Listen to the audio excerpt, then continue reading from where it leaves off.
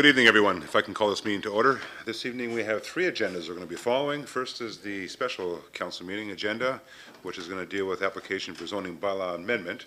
We have here listed on the agenda the Department of Planning and Development Services report number 2012-55.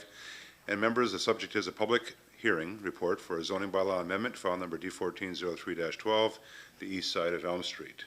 Members of council, that will be followed by our committee of the whole meeting, which will, as always, be followed by our regular meeting of council. So with that, I'm going to call upon Councillor B. Kenny to give us the prayer, followed by Mr. Joe Longfellow to give us the national anthem. Councillor Kenny. Heavenly Father, we thank you for this day and for thy blessings. Almighty God, you have given us this good land as our heritage. May we prove ourselves a people mindful of your generosity and glad to do your will. Enrich our citizens with your heavenly grace and prosper them with happiness. Help this council and staff make wise decisions for the benefit of all our community. This we ask in your precious name. Amen.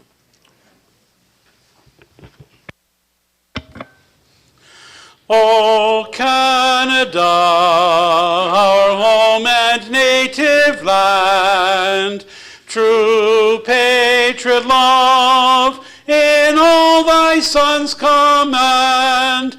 With glowing hearts we see thee rise, the true north, strong and free. From far and wide, O Canada, we stand on guard for thee. God keep our land glorious and free. O Canada, we stand on guard for thee. O Canada, we stand on guard for thee.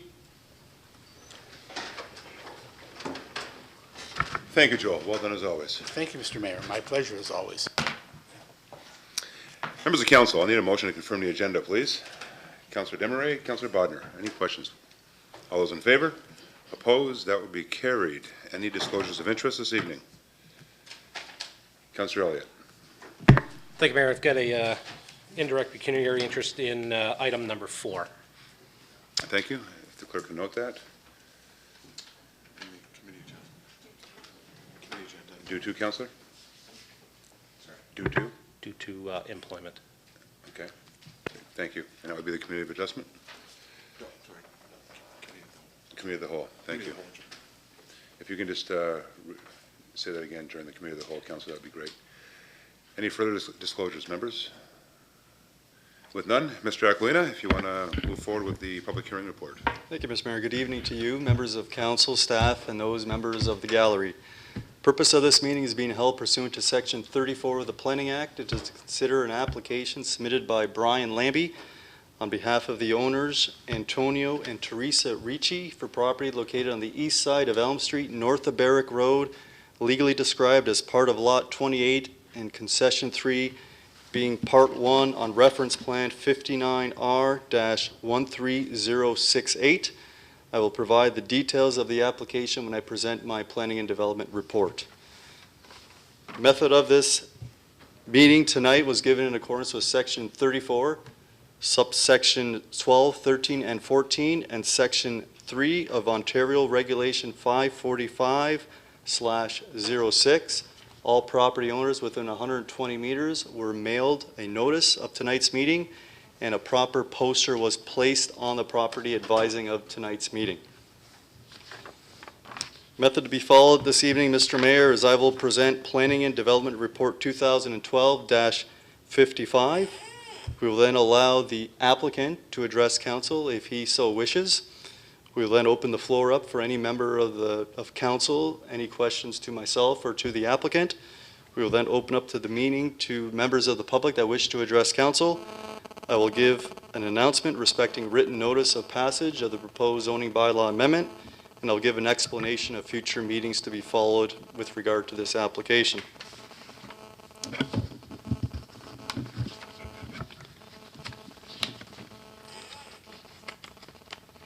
The This time, Mr. Mayor, I would like to present Planning and Development Report 2012-55. As I mentioned, the application was submitted by Brian Lambie on behalf of the property owners Antonio and Teresa Ricci.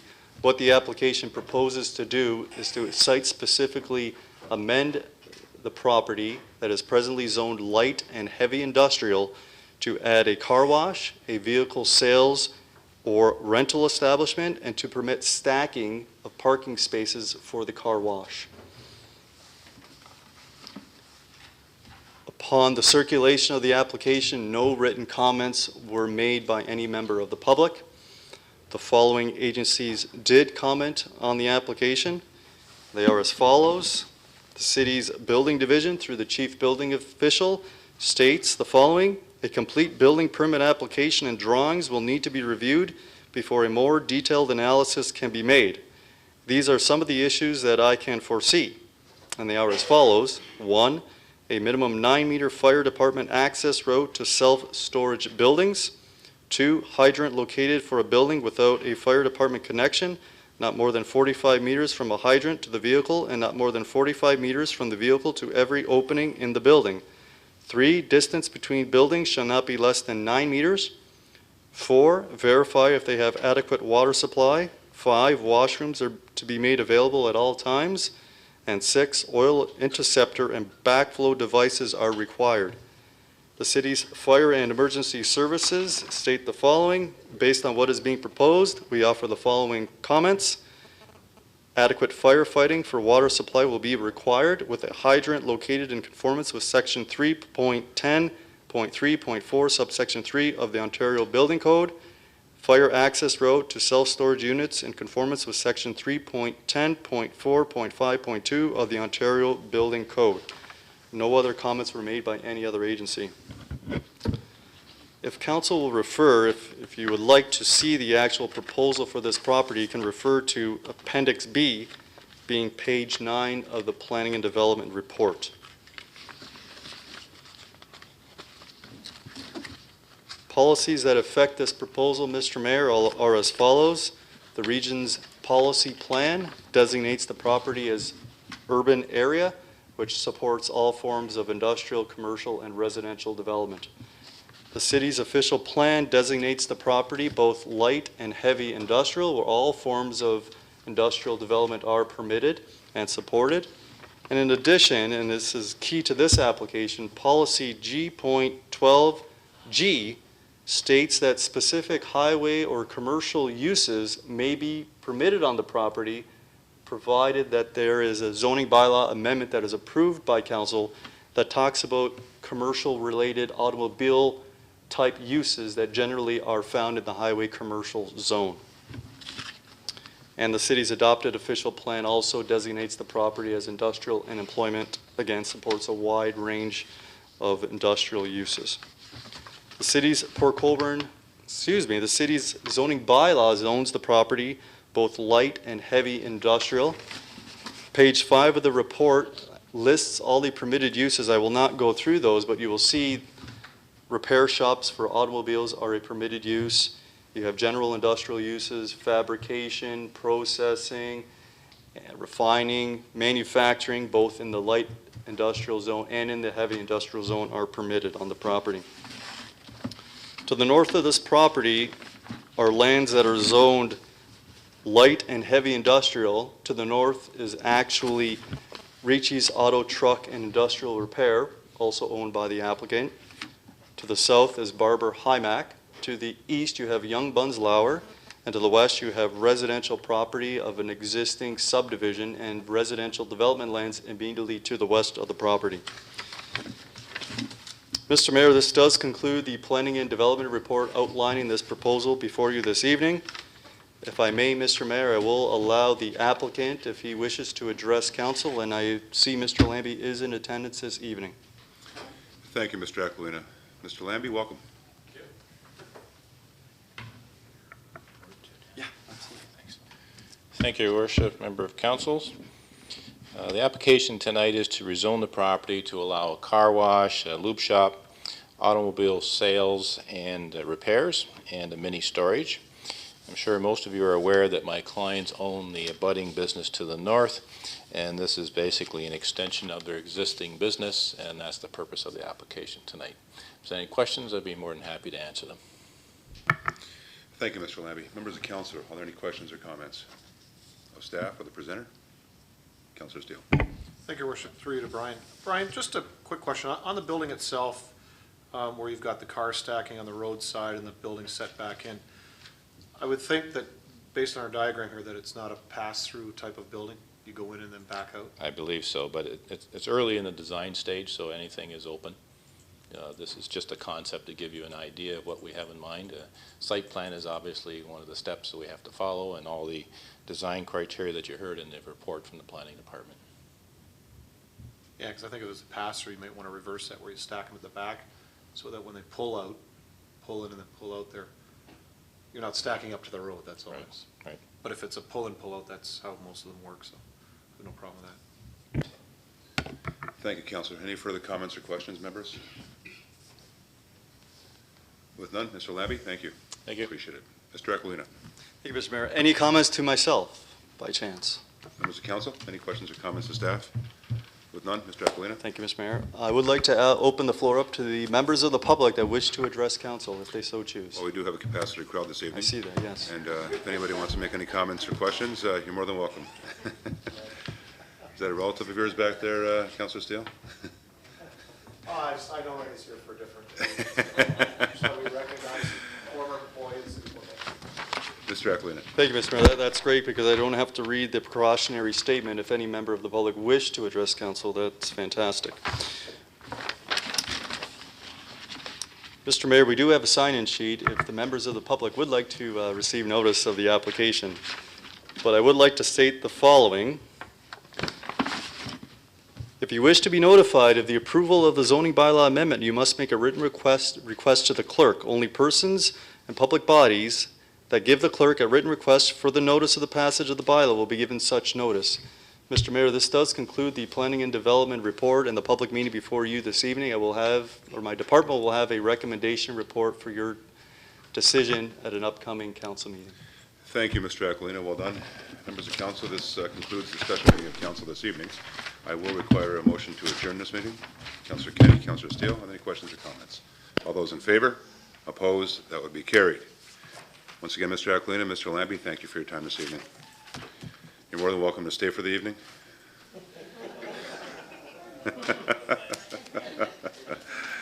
Members of council will now move on to our committee of the whole agenda and start off, Madam Clerk, are there any addendum items this evening? Thank you, Mr. Mayor. There's two items this evening. The first is with regard to item 9, with regard to the approval for the filming of a Kia commercial. The request has been withdrawn by the applicant, and they have informed that they no longer require permission as the filming will not be taking place. The second item is a correction to the recommendation in item 14. The recommendation should provide that the road closure takes place from 5 p.m. on Saturday, August 11th to 1 a.m. on Sunday, August 12th, rather than the 13th. Thank you, Madam Clerk. Members of council, I need a motion to confirm the agenda, please. Councillor Danch, Councillor Kenny, questions or comments? All those in favor? Opposed? That will be carried. Thank you, members. Are there any disclosures this evening? I would like to clear that. Councillor Elliott. I got ahead of myself. Indirect pecuniary interest in item number 4. Due to employment? Yes. Thank you, Councillor. Any further disclosures, members? Items requiring a separate discussion this evening. Councillor Steele, Councillor Kenny, Councillor Elliott. I'll bring up item 4 for the councillor's conflict. Councillor Kenny. Yes, I'd like to speak to item 4 as well, and I'll bring forward item 6. Thank you. Thank you. Councillor Elliott. Item 7. Further items, members? Councillor Butters. Item 8, Mr. Mayor, thank you. Further items, members? Councillor Danch.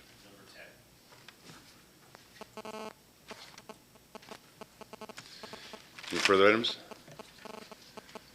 With none, I will accept the motion to move the remainder of the items, please. Councillor Desmarais, Councillor Bodnar. Any questions or comments? All those in favor? Opposed? That would be carried. Thank you, members. There are no presentations this evening, members, and there are no delegations this evening, so I'll dive right into my mayor's report, all of which happens to have relevance to the regional end of our job. First is the presentation of the Niagara Gateway Economic Zone and Center Report, ICP 60-2012. Members of council may recall last Thursday evening at Regional Council, it was my privilege to present as chairman of the Niagara Gateway Economic Zone and Center Committee, the Integrated Community Planning Report, ICP 60-2012, to members of Regional Council. Members of council, this report highlights Niagara's new economy and economic strategy for the Niagara region. Successes have already been identified. To date, our biggest success being collaboration and partnerships. This economic strategy, one, aligns with the region's new economic development environment, injecting a tangible strategy for Niagara to work together on, as well as work together with, throughout the region of Niagara. Niagara's member municipalities are all working together, closer together. Niagara Economic Development Department and municipal local level departments, once again, all working together, not only with each other, but working together, most importantly, with the private sector. Working together to create a comprehensive inventory of Niagara's logistics and value-added capabilities, as well as taking full advantage of the capacities available throughout the region. Working together with the Southern Ontario Gateway Council, which will align member partners from the public and the private sectors, as well as our collective strategies and provincial gateways. A perfect example of this, members of council, is transportation and the need to collectively communicate to the provincial level of government for the need of a mid-peninsula corridor. In turn, collectively sending a stronger message to the province and federal levels of government with respect to moving aggressively forward with our collective economic strategies regardless of jurisdiction throughout the province of Ontario. Once again, working together. As part of the overall strategy, Niagara will establish community improvement plans, enabling a menu of incentives, augmenting local, municipal, community improvement plans, and provincial and federal programs. With respect to the City of Port Colborne, it will augment incentive programs that we currently have in place through our industrial, our brownfield, as well as our waterfront community improvement plans, in turn offering an extensive suite of incentives for business retainment, business expansion, and business growth. As part of the overall strategy, Niagara will exploit and maximize and build on our strengths, steering growth in a direction that takes full advantage of Niagara's overall strengths. As an integral part of the strategy, those strengths include the industrial lands corridor we have most recently established along Highway 140, the Welland Canal, and both main and short line railways, from East Main in Port Colborne to East Main in the city of Welland. The Gateway Amendment, as outlined in the report, provides strategic direction for the development of the abundant inventory of employment lands within the Gateway, such as those identified here in the city of Port Colborne, and outlines a land use strategy to support economic development and job creation in these particular areas. Therefore, recognizing a greater return on past, present, and future taxpayer, as well as ratepayer, funded employment land infrastructure investments. Some examples, I think, are obvious. Water, wastewater, roads, and hydro come to mind. We will work to add to the menu of incentives, such as establishing a forward train zone, a FTZ, especially in today's current environment when taken into consideration the current Trans-Pacific Partnership, TTP, negotiations our federal government is currently involved in. We have created a tangible strategy that can now be used by the public and private sector toward retainment, expansion, and creating future investment opportunities here in the city of Port Colborne and throughout the Niagara region, as well as proactively participating in both provincial and federal economic strategies. Essentially, the Gateway designation is about creating a business-friendly environment for existing and future investment, in turn maintaining and creating new jobs. However, members of council, our job is yet to be done. We must continue to work with this strategy as it will continue to demand our collective attention. The economy is ever evolving. It does not stand still. Therefore, nor should we. As well, we cannot work in silos throughout the region of Niagara. There's a great deal underway at the region, as well as here at the local level and throughout the private sector. Therefore, we absolutely must collectively collaborate and ensure we align our overall efforts. Moving forward, we must establish an advisory group, primarily made up of the private sector. Continue to add to the comprehensive inventory of Niagara, not only Niagara's, but also at the local level, inventory of logistics and value-added capabilities, utilizing all communication mediums to ensure that it's communicated worldwide to the private sector to recognize those very opportunities that exist here in the Niagara region. Establish and maintain an ongoing public relations program, a marketing program as well to follow. Continue to maintain and establish strategic partnerships. Continue to recommend to all levels of government strategic infrastructure investments. Continue to identify and pursue target markets and sectors. Continue to build awareness, and equally, if not most importantly, to streamline a path across our borders. This economic strategy sets Niagara apart from other international gateways due to our available strengths. Those have been identified. Niagara's strategy addresses individual target market challenges. Those have been identified. Now we must move forward with the strategy, working collectively together in a partnership with the private sector. Before I conclude, I also want to take this opportunity to express my sincere appreciation to the individual councils, councilors, and members of respective staffs, not only at the region, but throughout the region, at the local level in particular, that have worked extremely hard in this project. I know, Dan, you've worked extremely hard in this project, and your staff, as well as other planners, staff, as well as councilors from both the local and regional level, and worked extremely hard throughout the past 2 years to put this together. It was truly a Team Niagara effort, and proves that together we can make things happen and hopefully work together to implement this very strategy. Lastly, members of council, some may have heard that last Thursday evening at Regional Council, I as well put forward a notice of motion that I expect will expedite a formalized regional transit system. While continuing with the regional transit pilot project, the actual notice of motion calls for the region's transportation committee to expedite a process of facilitating the implementation of a regional transit system. This process would include, or will include, dialogue with the 3 larger transit providers, St. Catharines, Niagara Falls, and Welland, as well as the feeder providers of the cities of Port Colborne, I should say City of Port Colborne, Town of Fort Erie, and Town of Niagara-on-the-Lake, along with the private sector. My expectation, our expectation, is that a recommendation to Public Works and then ratification by Regional Council would be prepared and finalized by the spring of 2013. I think for the most part, for those that have been involved in transit here locally as well as throughout the region, we're well overdue to have a regional transit system. And I believe that while we go through the process, those reasons will come to light. And instead of not wasting time tonight, but taking up more of your time tonight, let's allow that process to move forward. And I'll keep you, and I'm sure Councillor Barrick will keep you well updated, and Councillor Bodner, actually, who sits on the Transportation Committee, will keep you well updated with respect to the efforts moving toward that end of creating a regional transit system. So with that, members of council, are there any questions or comments? No, with none. Councillor Barrett, the floor is yours.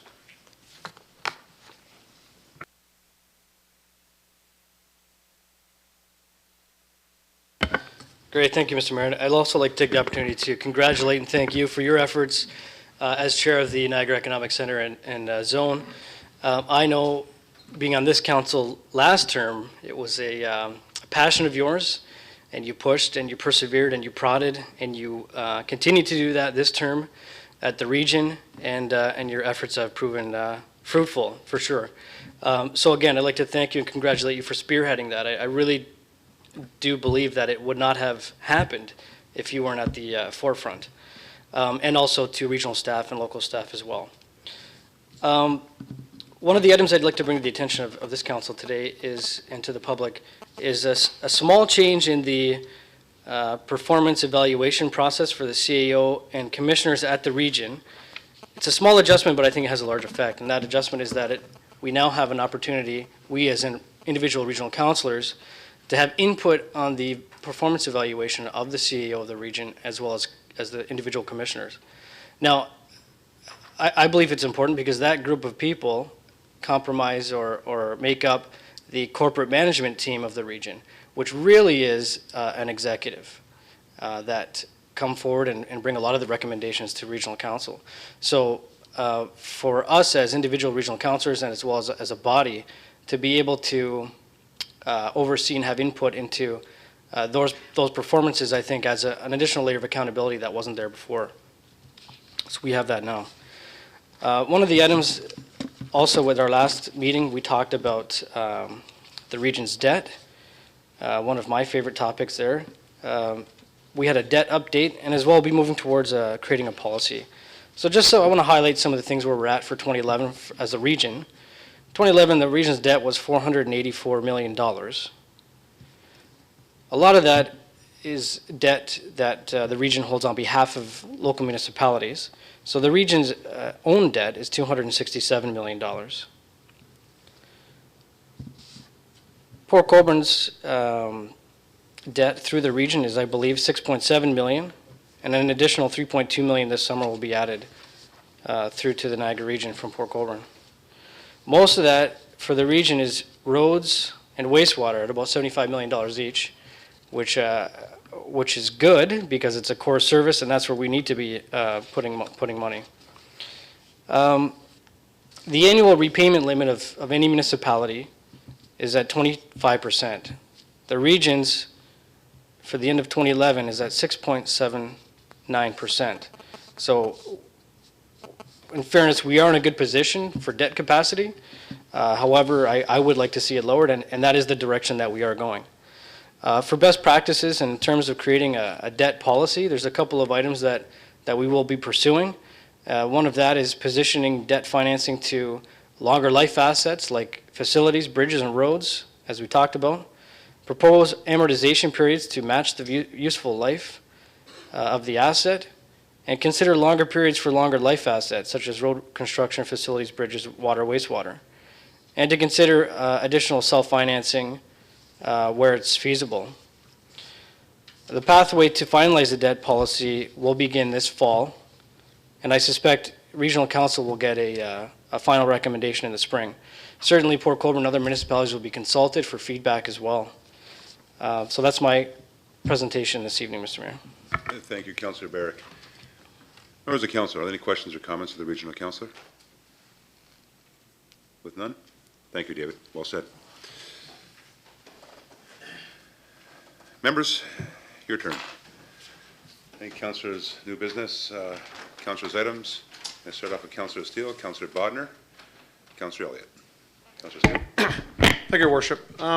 This is through you to Dan Aquilina.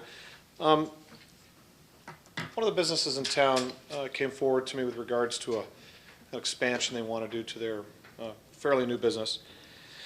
And what it is they're going to add on a freezing unit, freezer unit to their, because they're expanding their business and they're busier than when they built the building, which is only a few years old. And the value of the project is about $12,000, yet the fees and the cost to do this through the city is about $1,200, which is 10%.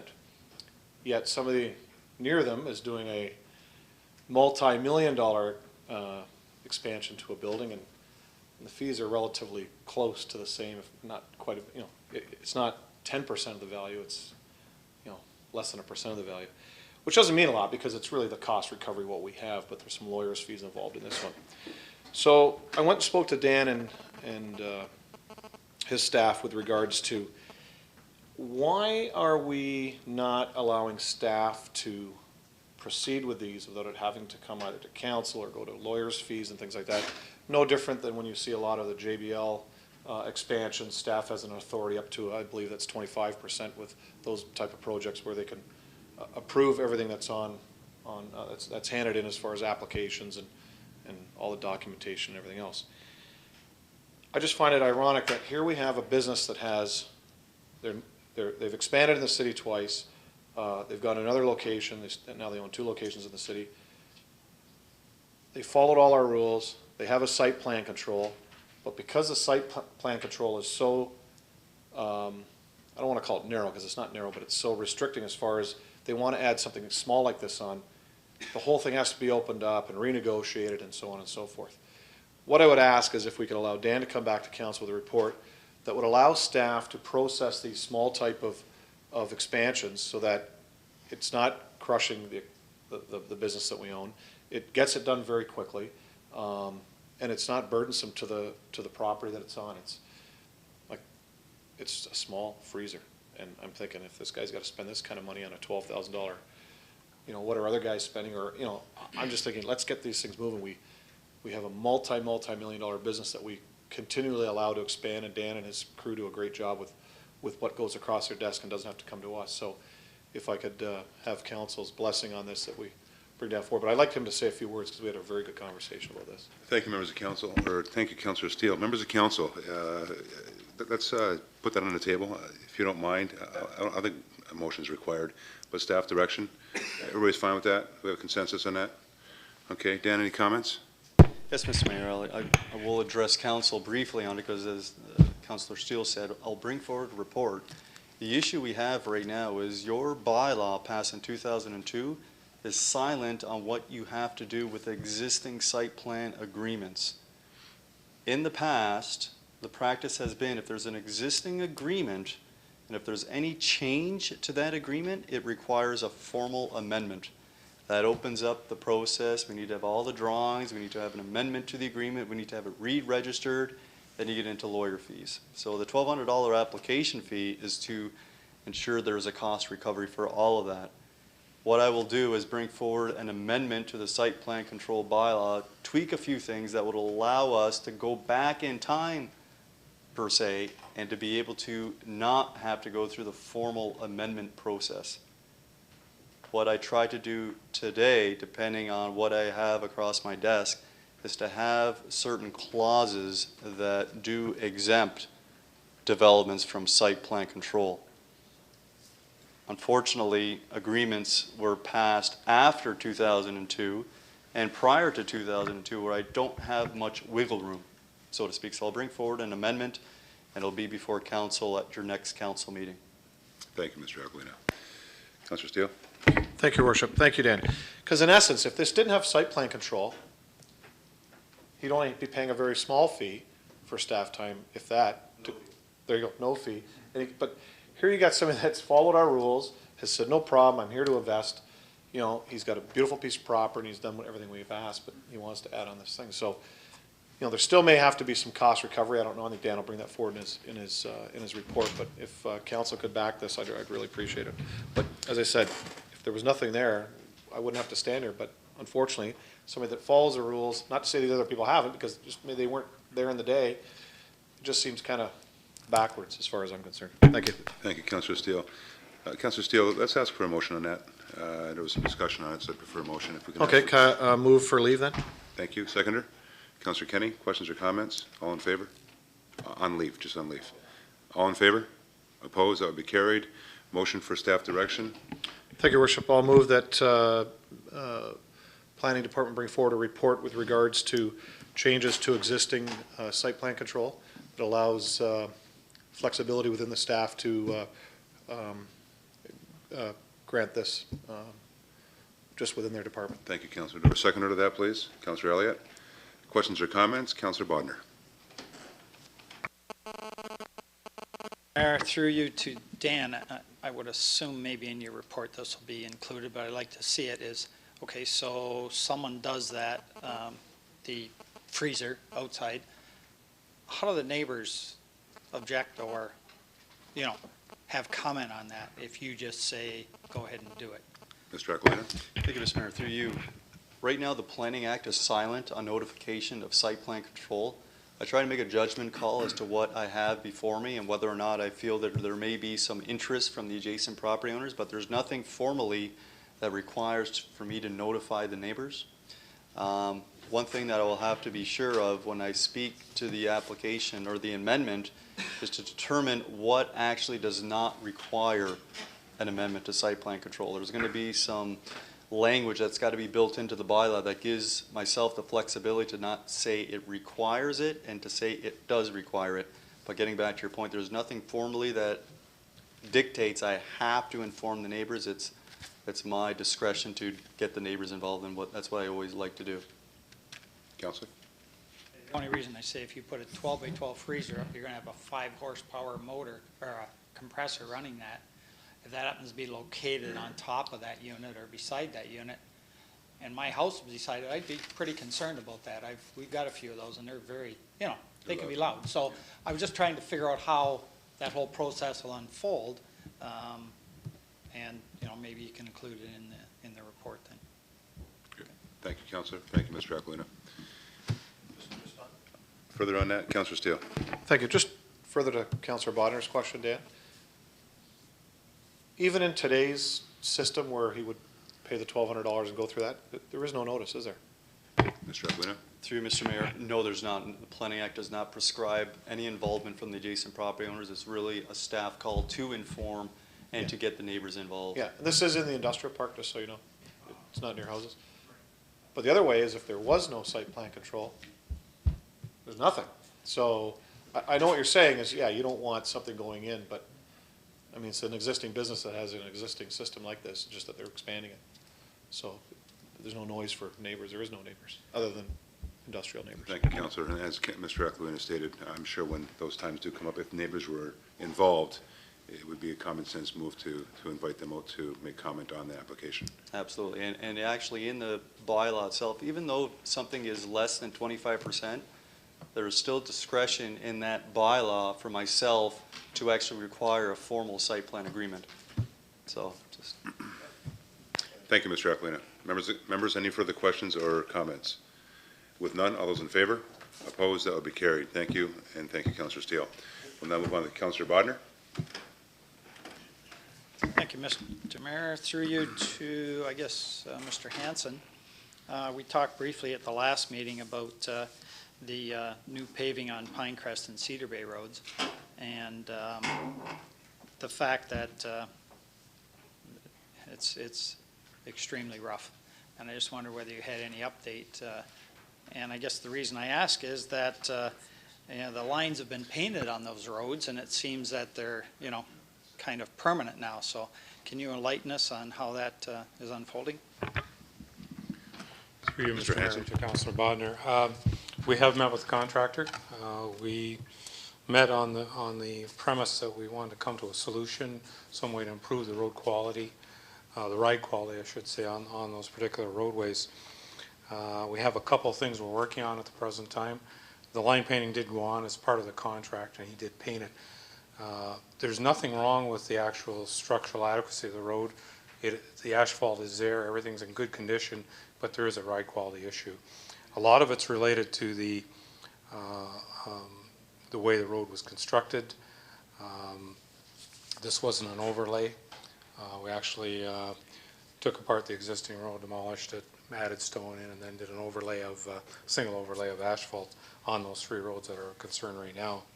So we met with the contractor earlier today and we're working on some solutions. It's not an easy issue in that they've followed the specs to the T in terms of the asphalt that's there and the condition of the road.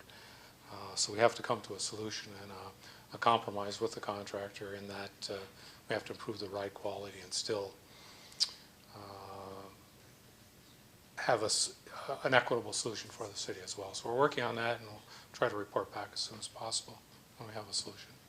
May I suggest you bring the contractor in your vehicle and have him have a full glass of coffee in his hand and see what happens? We actually have done that, Mr. Mayor, and we had them drive it. They're not disagreeing that the ride quality is not the best it could be, but we're trying to work out solutions and ways that we can resolve it. Great. It's not as simple as taking that amount of work and just taking it away and redoing it. It's not that simple. Thank you. Thank you, Mr. Hanson. Councillor Bodner? Thank you. So I would assume then that we're not doing roads like that anymore? I mean, because you're right. They chewed it up, laid it down, and it feels exactly like, because I rode on it lots before they paved it. Driving on that old chewed up asphalt feels the same as driving the asphalt just conformed to what was on the base. So I just like to stop that and not have that happen again. If that's in the works. So. Mr. Hanson?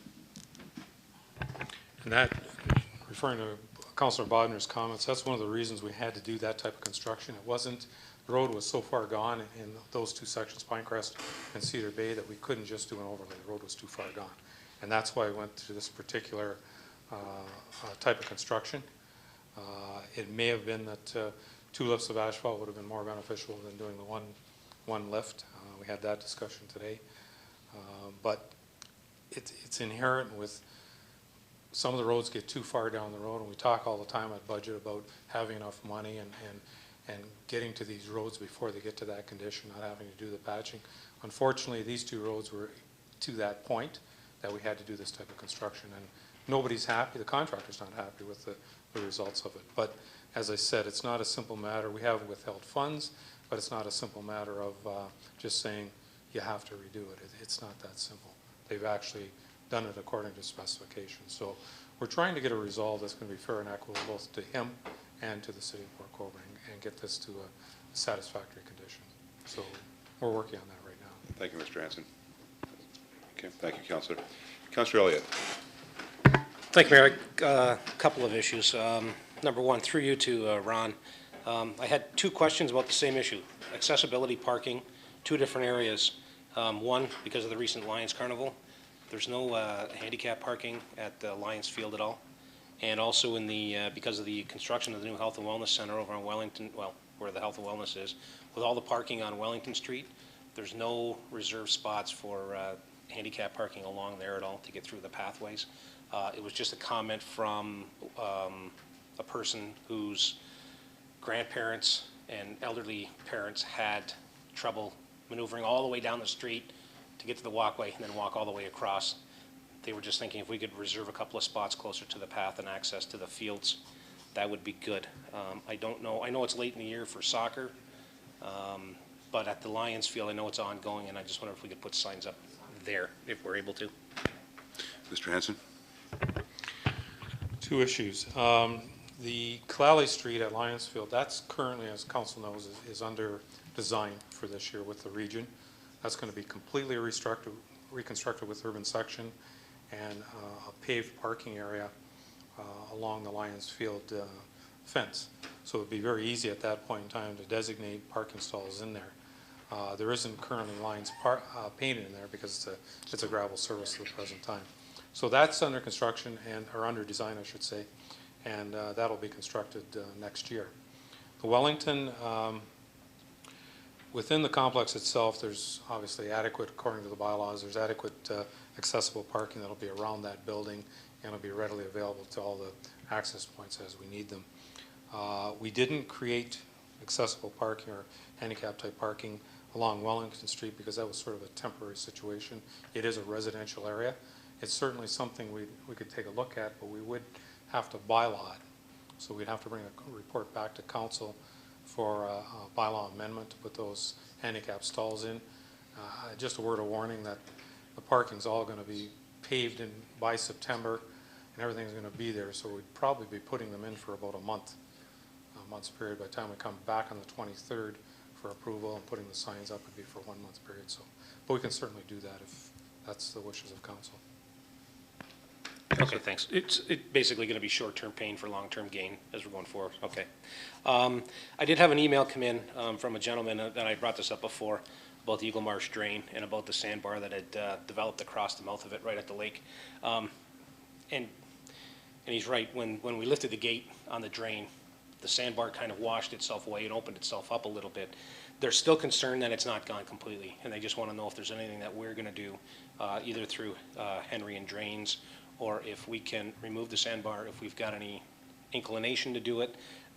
There's a group out at the Lakeside Marina that seems to want to do something. They're actually willing to put some money towards doing it. They've got somebody that would come in and actually remove the sand.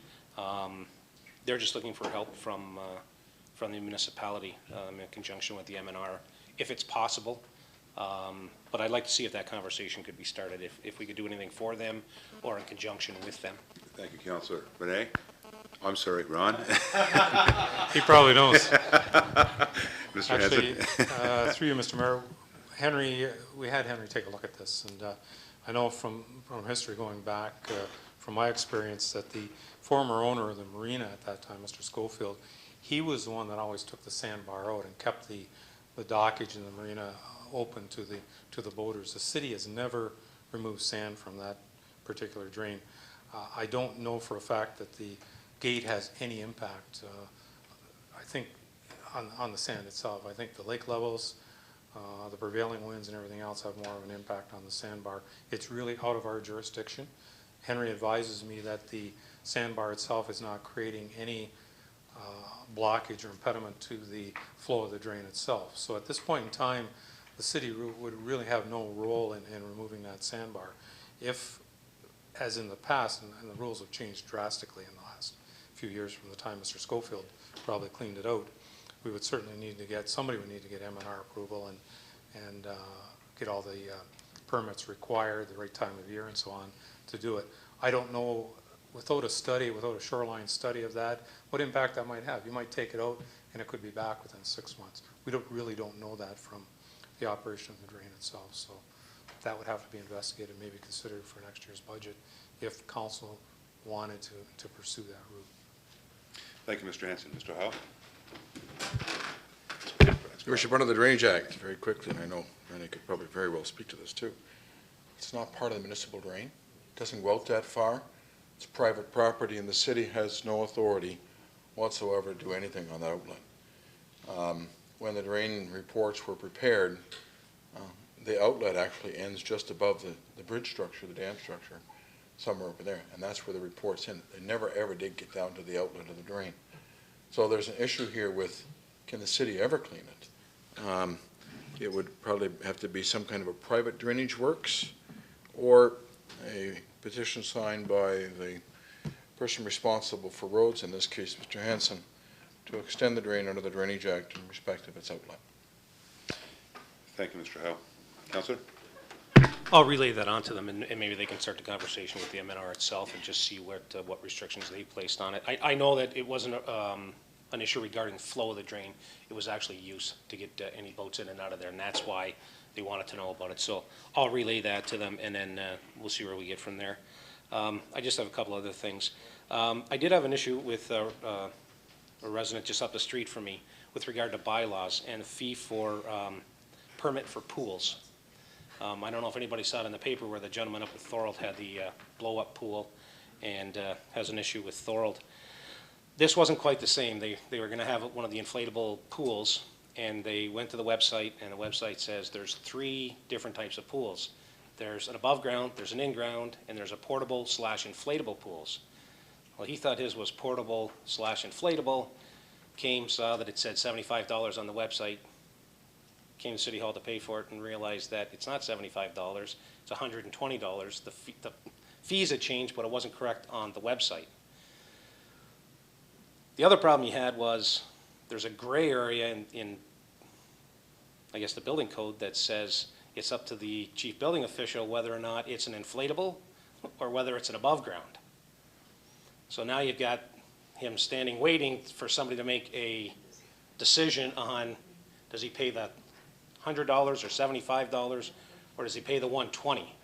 And I'm just wondering if we can eliminate, through a change in the bylaw, if we can eliminate the inflatable portable, and why don't we just go to above ground or in ground and have 2 sets of fees so that there's no issue, so no argument starts when somebody comes to say, well, I believe my pool is just an inflatable pool and I want to pay this set schedule, and chief building official says, no, it's an above ground pool and you have to pay this, and then the argument starts back and forth. No, it's this, no, it's that. It's not that great of a difference in price, and I think it would save a lot of arguments, considering that they now have those pools that stand up with the water in them. Is it inflatable? I don't know if it's really inflatable, but it is held up by the water. Does that make it an above ground? Well, in somebody's eyes it might, somebody's eyes it might not. So I would like to see the staff report, if we could, on what it would take to change and just go with 2 types of pools. You're either in the ground or you're above the ground, and set 2 fees, 1 for either, and then we can go from there. One last, unless we want to talk about that. Thank you, Councillor. Mr. Aquina. Thank you, Mr. Mayor. Through you to Councillor Elliott, I'm not aware of this issue, but I'll definitely talk to the CBO. Right now, the fee on our website was outdated. We've now posted the new fees that were in effect July 2nd. The bylaw is pretty clear. It's really based on the depth of water that the pool can hold, whether it's above ground, in ground, that's not the point. It's how much water can that pool hold. That's what triggers the permit need under the pool bylaw of the city. But I will look into it and I will report back to council. Thank you, Mr. Ackley. May I suggest you report back to the councillor? And Councillor Elliott, if you want to notice motion or ask for leave of council to present to council that solution, you're more than welcome. Yeah, that'd be Okay. great. Thanks, Dan. Thanks, guys. And just Go ahead. one last item. I worked flavors at the bar, and great event. Loved it. Weather was fantastic again. I had a couple of questions, and I actually got an email from Chamber of Commerce. A couple of questions were, who's the title sponsor? Nobody recognized the name. Nobody knew who they were. Park Bridge? Park? Yeah. I don't know who they are, and nobody at the park seemed to know who they were. So my question is, who are they? Where'd they come from? And thanks. I hope they stay. Yeah. Mr. Makins. Through Mr. Mayor, Park Bridge is a company that has retirement homes, resort complex, and that type of stuff. They were on last year as Black Creek, it was, and Cherry Hill. Those are two of their properties, whatever. So that's what the sponsor was last year, but they brought it under the umbrella of Park Bridge. So we'll try and do a better job. They should do a better job also. Their signage wasn't the best, but it was there. And but we're happy to have them, and we'd love to have them back. Great. Thank you, Mr. Makins. That's fine. Thank you, Councillor. Councillor Butters? You're fine. Any further new business? Councillor Steele. Thank you. Good segue into flavors, because I know some of my fellow councilors and staff members were working. 2-drink limit, not a fan. 4 drinks, I have no problem with. You know, because of the spread of flavors, you've got wine at one end of the park and a beer tent at the other. We take a whole group down, some people from out of town, friends from in town. I said, well, I'll just go grab a few drinks and come back. Another guy says, I'll grab some wine for the ladies, and he goes off. We come back with 2 drinks. And there's more than 2 of us there, more than 4 of us there. I just, to be quite honest, it's ridiculous. You know, I think we are responsible adults. We have more police and more security guards. On Friday night, there was probably more of them than there was the public when I was there, although it got busier, but we got there early. If you have a problem with somebody, that's why you have 911, that's why you hire security, that's why you have police. I worked the bar last year with my wife for the canal days. That's the biggest complaint we get, that people come up because they're getting for more than just themselves. I think with the courses that we have to take for our servers intervention or smart serve now, the old SIP, we know whether the guy's chugging 4 beers by himself or if it's for friends or wives, and we do know most of the people. It was ridiculous. The trips you have to make to get stuff, so I asked Gary, and Gary says, hey, it is in what you guys passed when, we brought the flavors. And, I apologize I didn't see it, because I would have said something there, because I was not happy last year, but I just think a 2-drink limit is a little ridiculous. You go to a bar and get more than 2 drinks.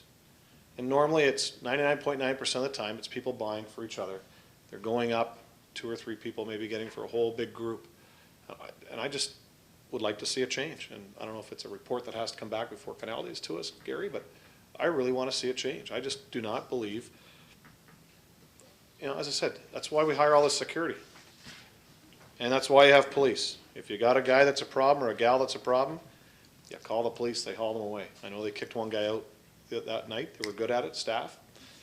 But it boggles my mind when you can go to other events and get more than 2. And usually it's 4. And most of the events I've been to in other areas, in not only in Niagara, but in Ontario, a lot of times it's 4 drinks. I just, if somebody could fill me in on this or have another suggestion, I would appreciate it. Thank you, Councillor. Mr. Makins. Through you, Mr. Mayor, actually, the 2 beer limit is part of the municipal alcohol policy that was passed by council, whatever. So that's kind of where that's come from, and that's the rules that we've been following.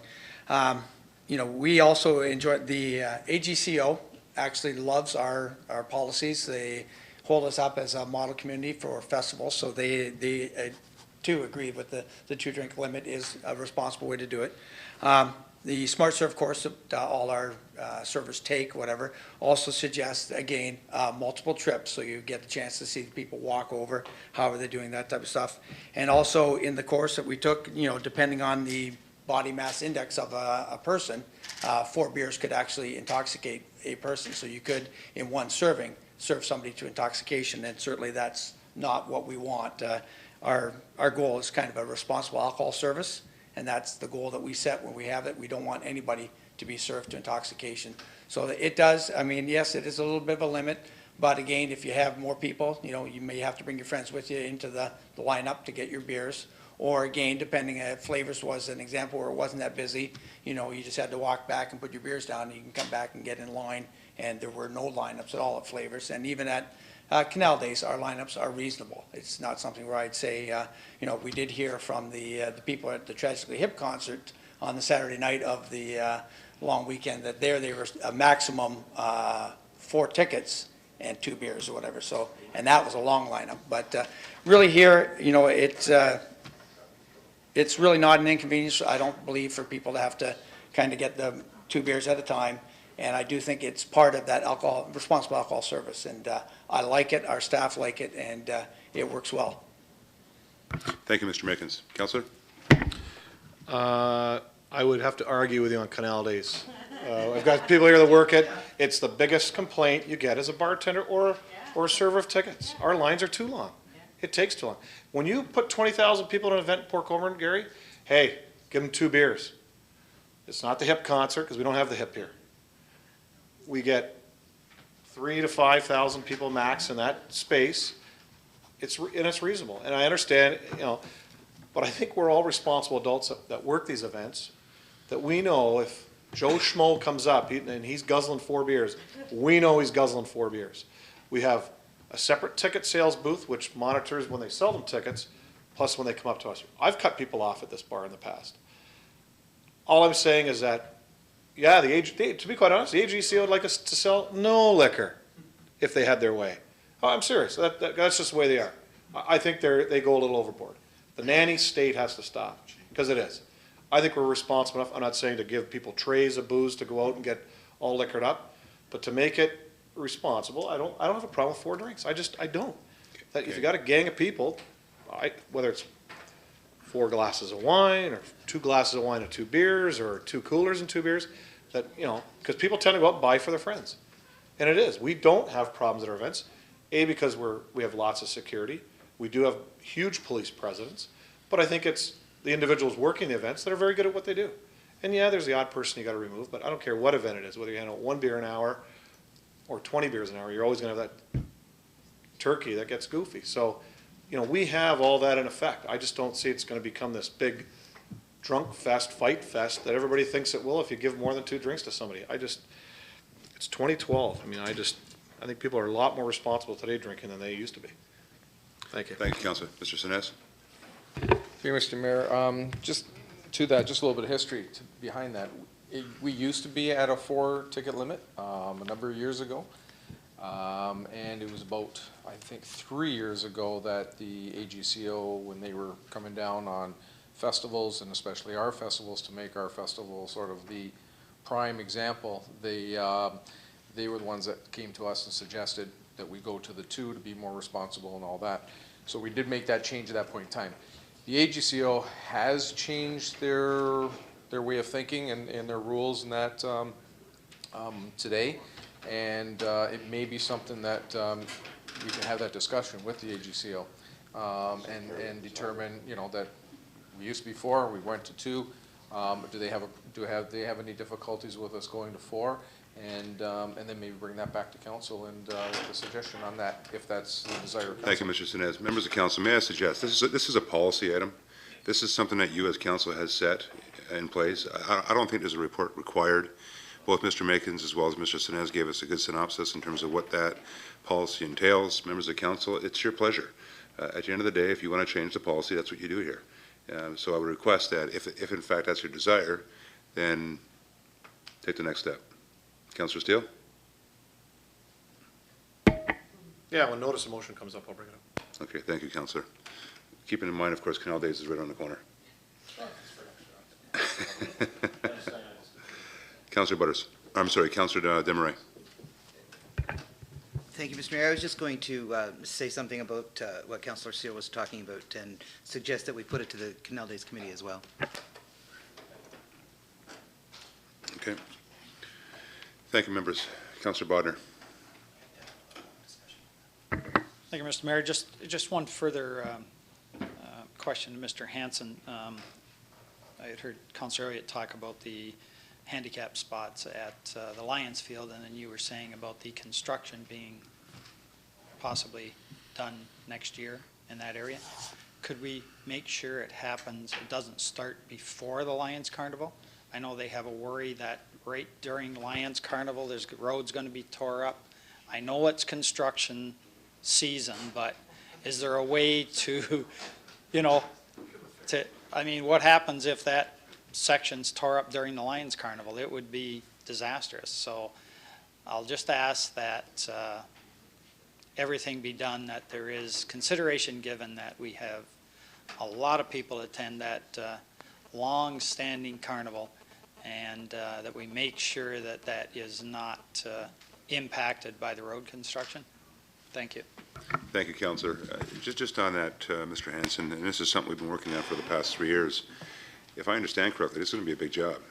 We're looking at, I believe, storm sewer, as well as water, wastewater, and road reconstruction to urban standards. Mr. Hanson?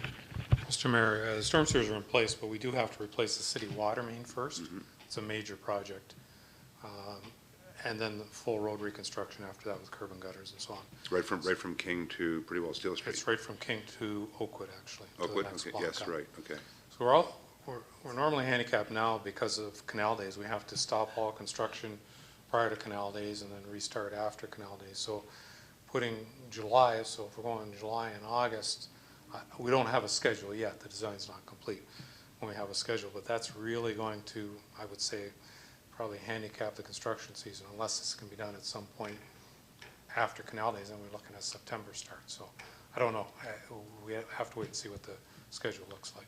It may be messy, but if we can, at the very least, provide still the parking in the area, I think aesthetically we might have a challenge, and it might be a bit messy in terms of piles of stone here, piles of stone there, and some machinery hanging around, but I think we can probably work through it. My guess would be, Mr. Mayor, that when we have to go ahead with the water main early next year, that'll be the first phase of the construction, probably starting March, April, May, and then we'd be into the road construction after that. So, Councillor? I'll just say that this is the fundraiser for the Lions Club, and they raise a lot of money at that and spread it throughout the community. I'd like some assurances that when that Lions Carnival happens, that if it takes a little extra work to regrade that for the carnival and to make it so people can actually walk on it, park on it, I think that's something we should consider doing, rather than just say, well, tough luck, too bad, so sad you can't park there, and figure it out. So I just like that consideration given to some form of, put it back to some form of being able to park and walk on it and make it usable. Thank you, Councillor. well, Mr. Mayor, one of the issues, and Council's going to see it, that I want brought forward is the final design, or at least I shouldn't say the final design, close to the final design. Will come back to Council. As Council is fully aware, parking on regional roads is a big issue. And with this being a regional road and the reconstruction, creation of bicycle lanes on both sides, parking is going to be a huge issue on College Street. I want Council to be fully aware of that, and I want you to see the design and make sure you're on board so we don't get into big controversy when the construction actually starts. So we're going to bring that close to final design back to Council for a review. There's no requirement under the present legislation to have a public meeting on it, but I'm suggesting that a public meeting probably be a good idea. There's going to be an impact on the residents that live on Colali Street. We've already made provisions with McKay School to allow parking on the boulevards for the school buses, but I'll give you an advance warning that the angled parking that you see in Lionsfield now will not work on a fully rebuilt road there. There's not room for it, especially when you have bicycle lanes. So you have to be aware of that. Parking is going to be seriously impacted, and it's going to impact functions at Lions Field in the future. When that report comes back, Ron, is there any chance we can actually have some consideration to the lands to the south of Lions Field and even possibly to the west, that we can partner with either Canadian Niagara Power or the Niagara Regional Police for parking? Mr. Mayor, that's always a consideration. Really, that's what should be done with Lions Field, that land between the fence at Lions Field, I don't know if that can be moved to any degree, and the regional police building there, provisional parking lot. The region won't be a partner to that. Their feeling is that they don't have to provide on-street parking, as Councillor Danch knows, on Main Street. So it's going to be an issue, and we're going to have to possibly make additional provisions with Kalali Street and with having Lions Field as a public facility, that we're going to have to provide off-street parking, because it certainly is going to be impacted, and there's going to be much less available to Lions Field in the future once that's rebuilt. Great. Thank you, Mr. Hansen. Councillor Bodner? Thank you, Mr. Mayor. Well, knowing that that's going to be impacted, do we have to wait for the design before we start talking about what we could do and how we might be able to rejig Lions Field? Can't we get some preliminary thought process going, involve the Lions Club, whoever else uses that field, and just start it off like right away, and then deal with whatever we have to deal with the regional parking? Thank you, Councillor. And that's the intent, or that's what I was trying to get to with respect to having a dialogue with Canadian Niagara Power and or the Niagara Regional Police, because you only have two sides of that field that you can utilize for parking, one's to the south and one's to the west. So, Mr. Hansen, if we can start that dialogue sooner rather than later, include the Lions Club, and then that can be included in that report that comes back before council, that would be ideal. Okay, Councillor? That's fine. Mr. Hansen? That's fine. Members, any further new business or councillors' items? Councillor Danch. Just one small item. I guess we'll pick on Ron again, and I think it's more of a personal Main Street issue, but I know it's garage sale season and stuff like that, but when your garage sale's on June the 23rd, and I'm looking at a sign on July the 9th that's still posted on a pole, I'm thinking, that, you took the time to put it up, you should take the time to take it down. Everybody here, we ran for election. We had to have our signs down. You shouldn't be allowed to leave these things up for weeks on end. I'm going to walk down the street tomorrow, and I'm going to cut them off because I'm sick of looking at them. Great big green sign, very noticeable. If you're going to market something, that's the way to do it. But can you take the friggin' things down, please? Thank you. Mr. Hansen or Mr. Aquilina, did you want to comment on that with respect to bylaw? Mr. Mayor, I know the bylaw department in the past has been trying to be proactive in taking these signs down, but it become too large. I mean, it's just a constant thing. They're on hydro poles where they shouldn't be. There's constantly nails, spikes, staples, everything going in, and invariably very few of these get taken down, and it's an ongoing problem all the time. I don't know what the solution is to it, other than to, if they can search out, and maybe Mr. Aquilina wants to speak to it, search out the homeowners that are putting this on and speak to them. But I don't think there's enough staff at City Hall to tackle that issue. Mr. Aquilina? Thank you, Mr. Mayor. Actually, I did encounter this same dilemma that we're experiencing, as you mentioned, actually, when I was in the U.S. And what the city council did, in which the city residents were not in favor of, the city actually passed a bylaw that no signs be placed on any poles, you name it, any property. If you're having a garage sale, you had to actually have it on your own property. It could be something that we can look at for the city of Port Colborne, but as Mr. Hansen had mentioned, it's something that it's difficult to stay on top of, because the yard sales are 2 days and people leave things out there. But at least if there's language in the bylaw to ensure that as long as people know you can't do that, then we can deal with people that may be violating the city's bylaw. So we can have a look at that and provide something to Thank you, Mr. Aquilina. Councillor Danch? I'm going to make the walk down the street tomorrow, and I'm going to cut them off, and I'm going to do my part. And I guess maybe we just have to show a little initiative as individuals when we see something that's stated. I know I check my my store window and stuff like that. I have no problem advertising for different events, whether it be the wakeboarders or the car show and stuff like that. But when the time comes and it's over, it's out of the window, and I'm going to cut those down tomorrow. Thank you. And once again, members of council, you're the ones that set policy. And if in fact you want to take it a step further than that, and we do appreciate your due diligence. But if you want to take a step further than that, then of course, as Mr. Aquilina stated, come forward with a policy that says it's not allowed at all. And if that's the way it's got to be, it is what it is. Members of council, any further update or any further new business? Councilors' items, members of staff, any updates? Mr. Heil. Your Worship, just a quick note. Greg White, President and CEO of the Algoma Central Corporation, called me on Friday morning and was, after we had asked him, they've agreed to sponsor the skateboard and BMX facility to the tune of $100,000. They're providing the funding over time, and the name for the ship has been chosen as the Algoport. And I just wanted to announce that. Currently, Your Worship, we have also asked CSL and a couple of the other, if anybody's interested in supporting the large compass in the center of the deck, or the lifeboat, or the depiction of the lifeboat, as well as the bridge over the ship, the lights, which hopefully will be energy efficient, solar lights, as well as security cameras, and hopefully someone will sponsor the viewing area and the sunshade.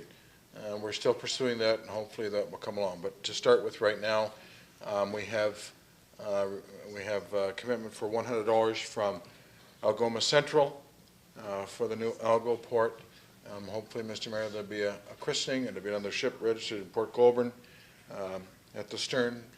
And it's a very happy moment for all of us, trying to keep our costs down and to be able to handle this economically.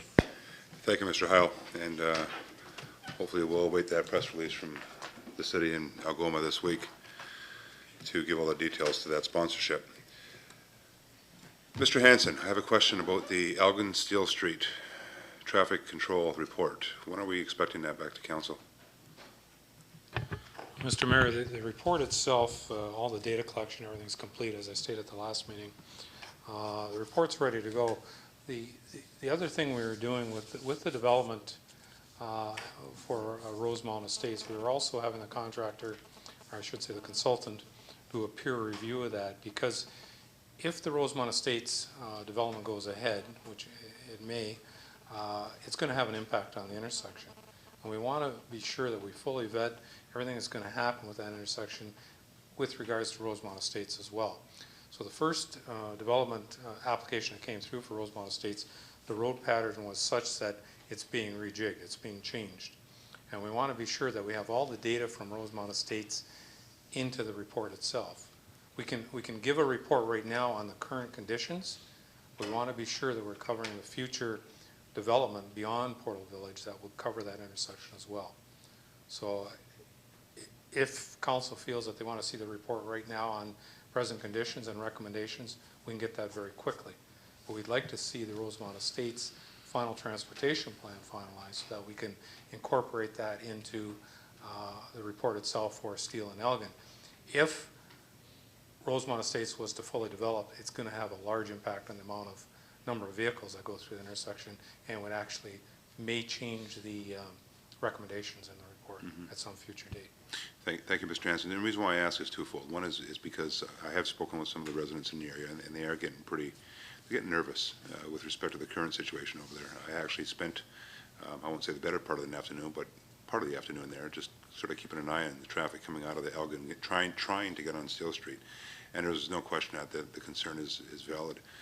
The second part of it is the fact of the new subdivision that's being planned at Rosemount Estates.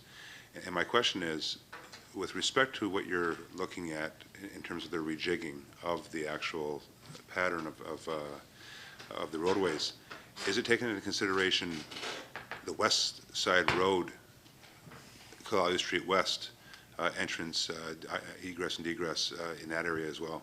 That was the latest proposal. That's a change. Originally, they had 3 separate entrances off Calais Street, but there wasn't a direct access from West Side Road.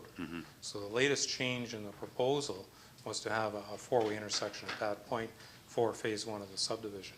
So that's one of the things we're reviewing between planning, engineering, and the developer. So that's part of the consideration, and that will have an impact on Steele and Elgin. But I can tell you verbally, if the concern there at Steele and Elgin at the present time for current conditions, I think the report itself coming forward is going to support what we've said in the past, that traffic lights, because of the volumes that are there, and just a few, not a large number of vehicles coming from Portal Village at the present time, it will not support either a set of traffic signals, the warrants aren't there, or a four-way stop. They are not warranted. There is sufficient gaps in the traffic on Steele Street, as we've stated in the past, and that's what the current traffic counts show. There's significant gaps in the traffic to allow vehicles to turn out of Elgin Street. So the current report isn't going to change the current configuration of the intersection. They're going to make some recommendations on some alignments, possibly on some sight lines, but the traffic control itself at the intersection will not change based on this report. It's all going to be dependent on what happens with Rosemont Estates. And if they were to throw 2,000 more vehicles into that intersection, it changes everything in terms of the operation. And at that point in time, and that's why I want to do the peer review, at that point in time, signals or a four-way stop may be warranted. Okay. Great. Thank you, Mr. Jansen. With no further councilors' items, new business, we're going to move right into our reports, members. First off, we're going to look for a motion to adopt the minutes of the 16th meeting regular of Committee of the Whole, dated June 25th, 2012. Mover and seconder, please. Councillor Danch, Councillor Steele, questions or comments? All those in favor? Opposed? That would be carried. Moving on to items for consideration. I'm going to bump up item 10 because I see Mr. Landry is waiting very patiently over there, although he probably misses the chamber, being a former employee, and many, many opportunities to sit here at the podium and talk about drainage. I've seen you just chomping at the bit to talk about the Eagle Marsh, so. Anyways, item 10, Councillor Danch. I was just trying to make the screen a little bit bigger. Canadian Corps Unit 43 re-request to waive building permit fees for the construction of a stage during canal days. That the request received from the Canadian Corps Unit 43 re-request to waive a building fee for the construction of a stage during canal days, similar to other non-profit permissions, that the permit fee of $100 be waived.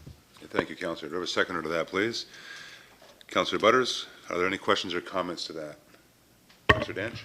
I think we all know that the Canadian Corps does a wonderful job, and they've worked hard along with the Canal Days Committee, and I think it should be understood and that, the $100 fee, Lyle doesn't go out for free, but I think this is maybe one that we should look at and give them that request, if you don't mind. Thank you. Absolutely. Thank you, Councillor. Any further questions or comments? Any comments from the gallery? Councillor Desmarais. Thank you, Mr. Mayor. I just have a question about the purpose of the fee in the first place. This is going to be a yearly event. They've built this stage every year. If we've got to go through having the process of having the fee waived every year, it doesn't make sense. Like, what is the purpose of the permit? What is the fee covering? And should we make it refundable? Should we have it permanently waived? How should we deal with it? Mr. Aquilina.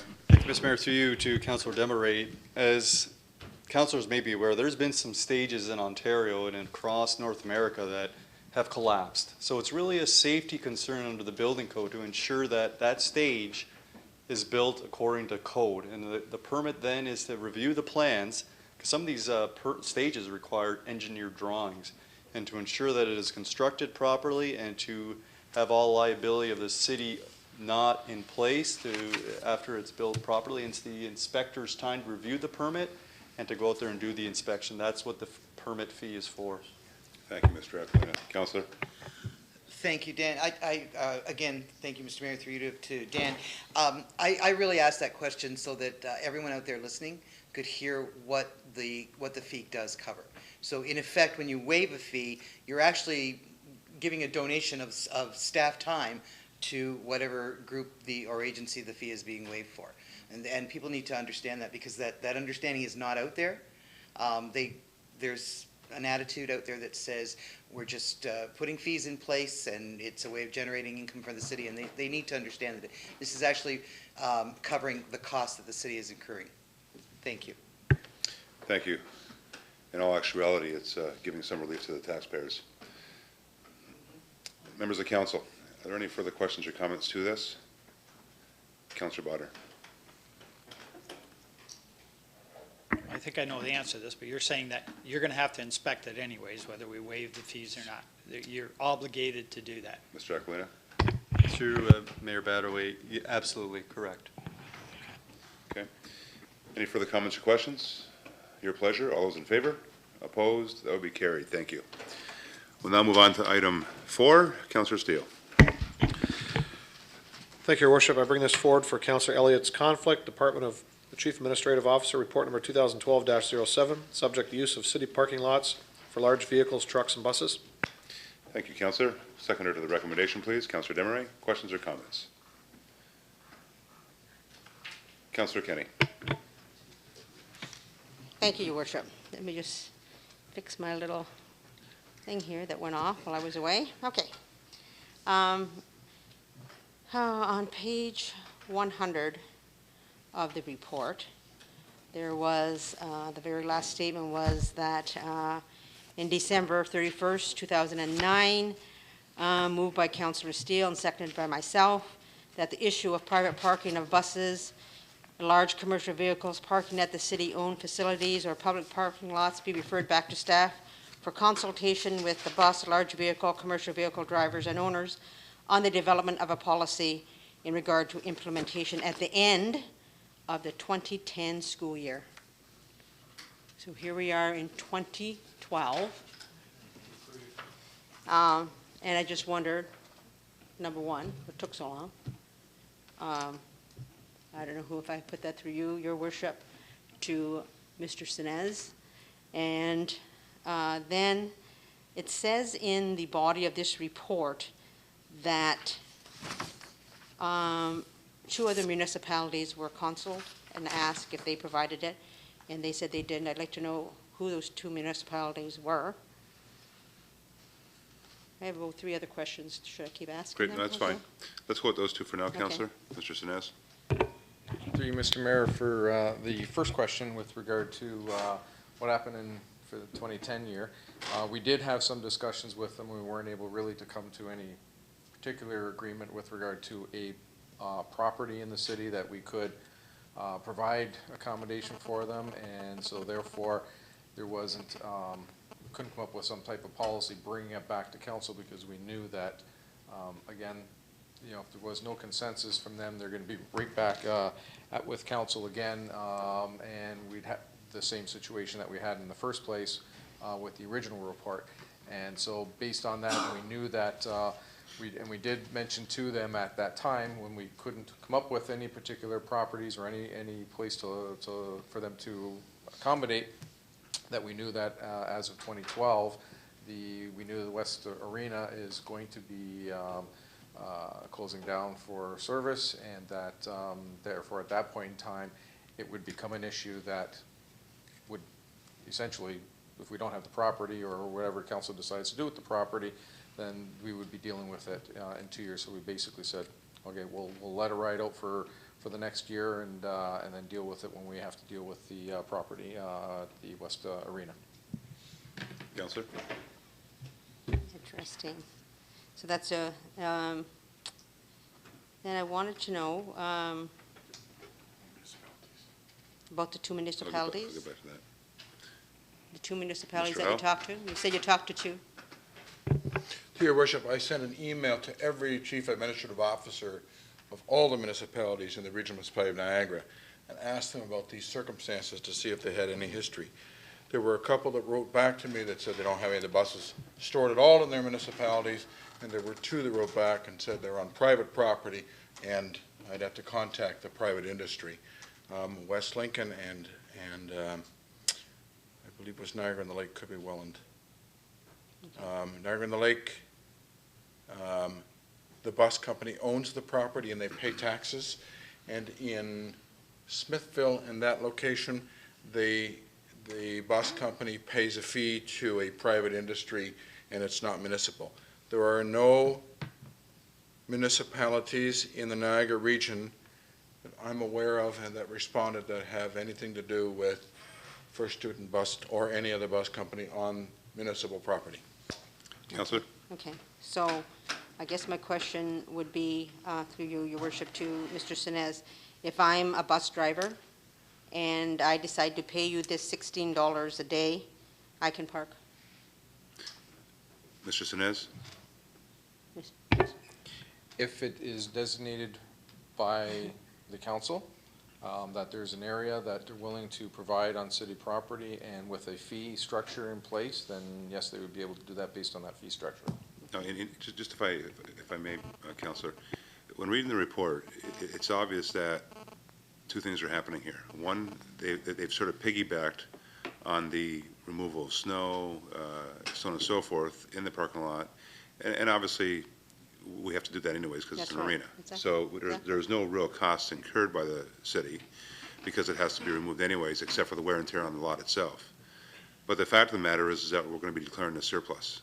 And if in fact it was continued to be a lot for parking, then we would have to then both maintain as well as plow and et cetera with all the other expenses that come with it, no longer which could be piggybacked on by anyone because it's something that would be now special for these folks. So that cost would be special to then do all this specifically for these people, unless, of course, they were to purchase the property.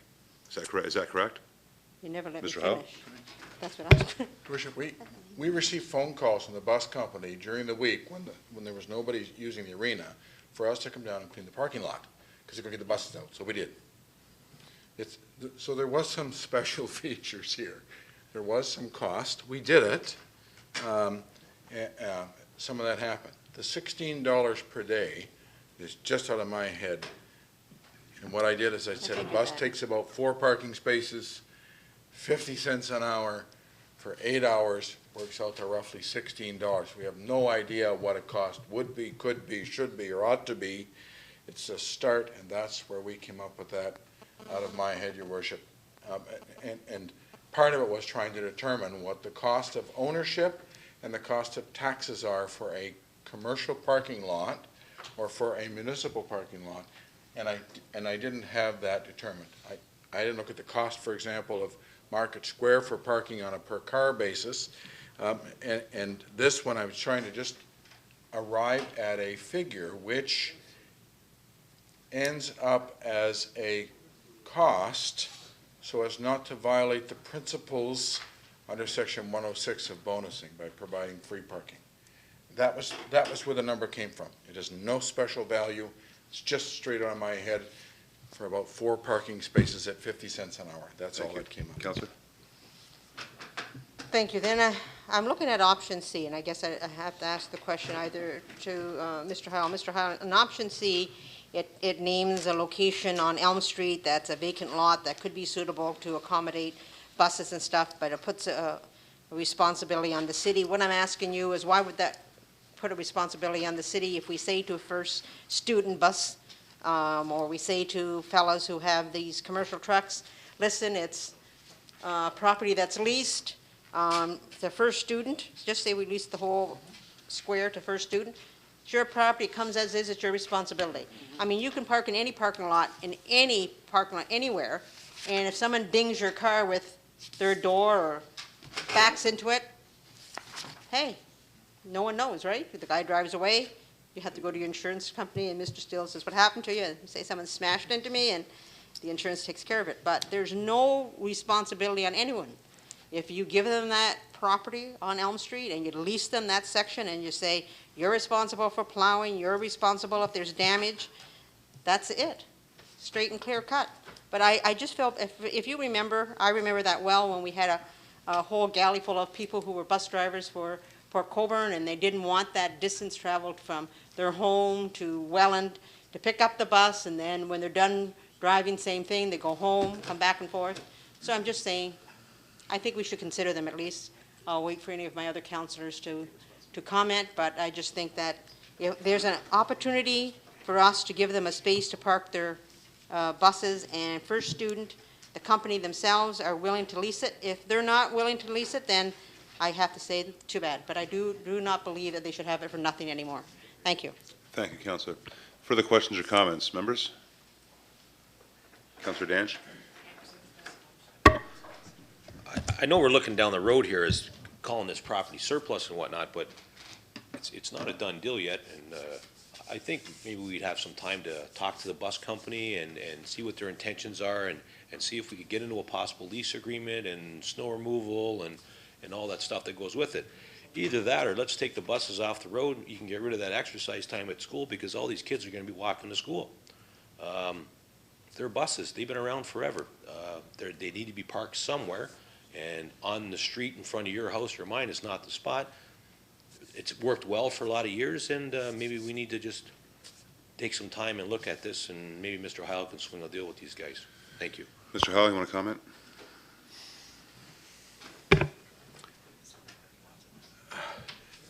Your worship, almost everything I've said is kind of in the report.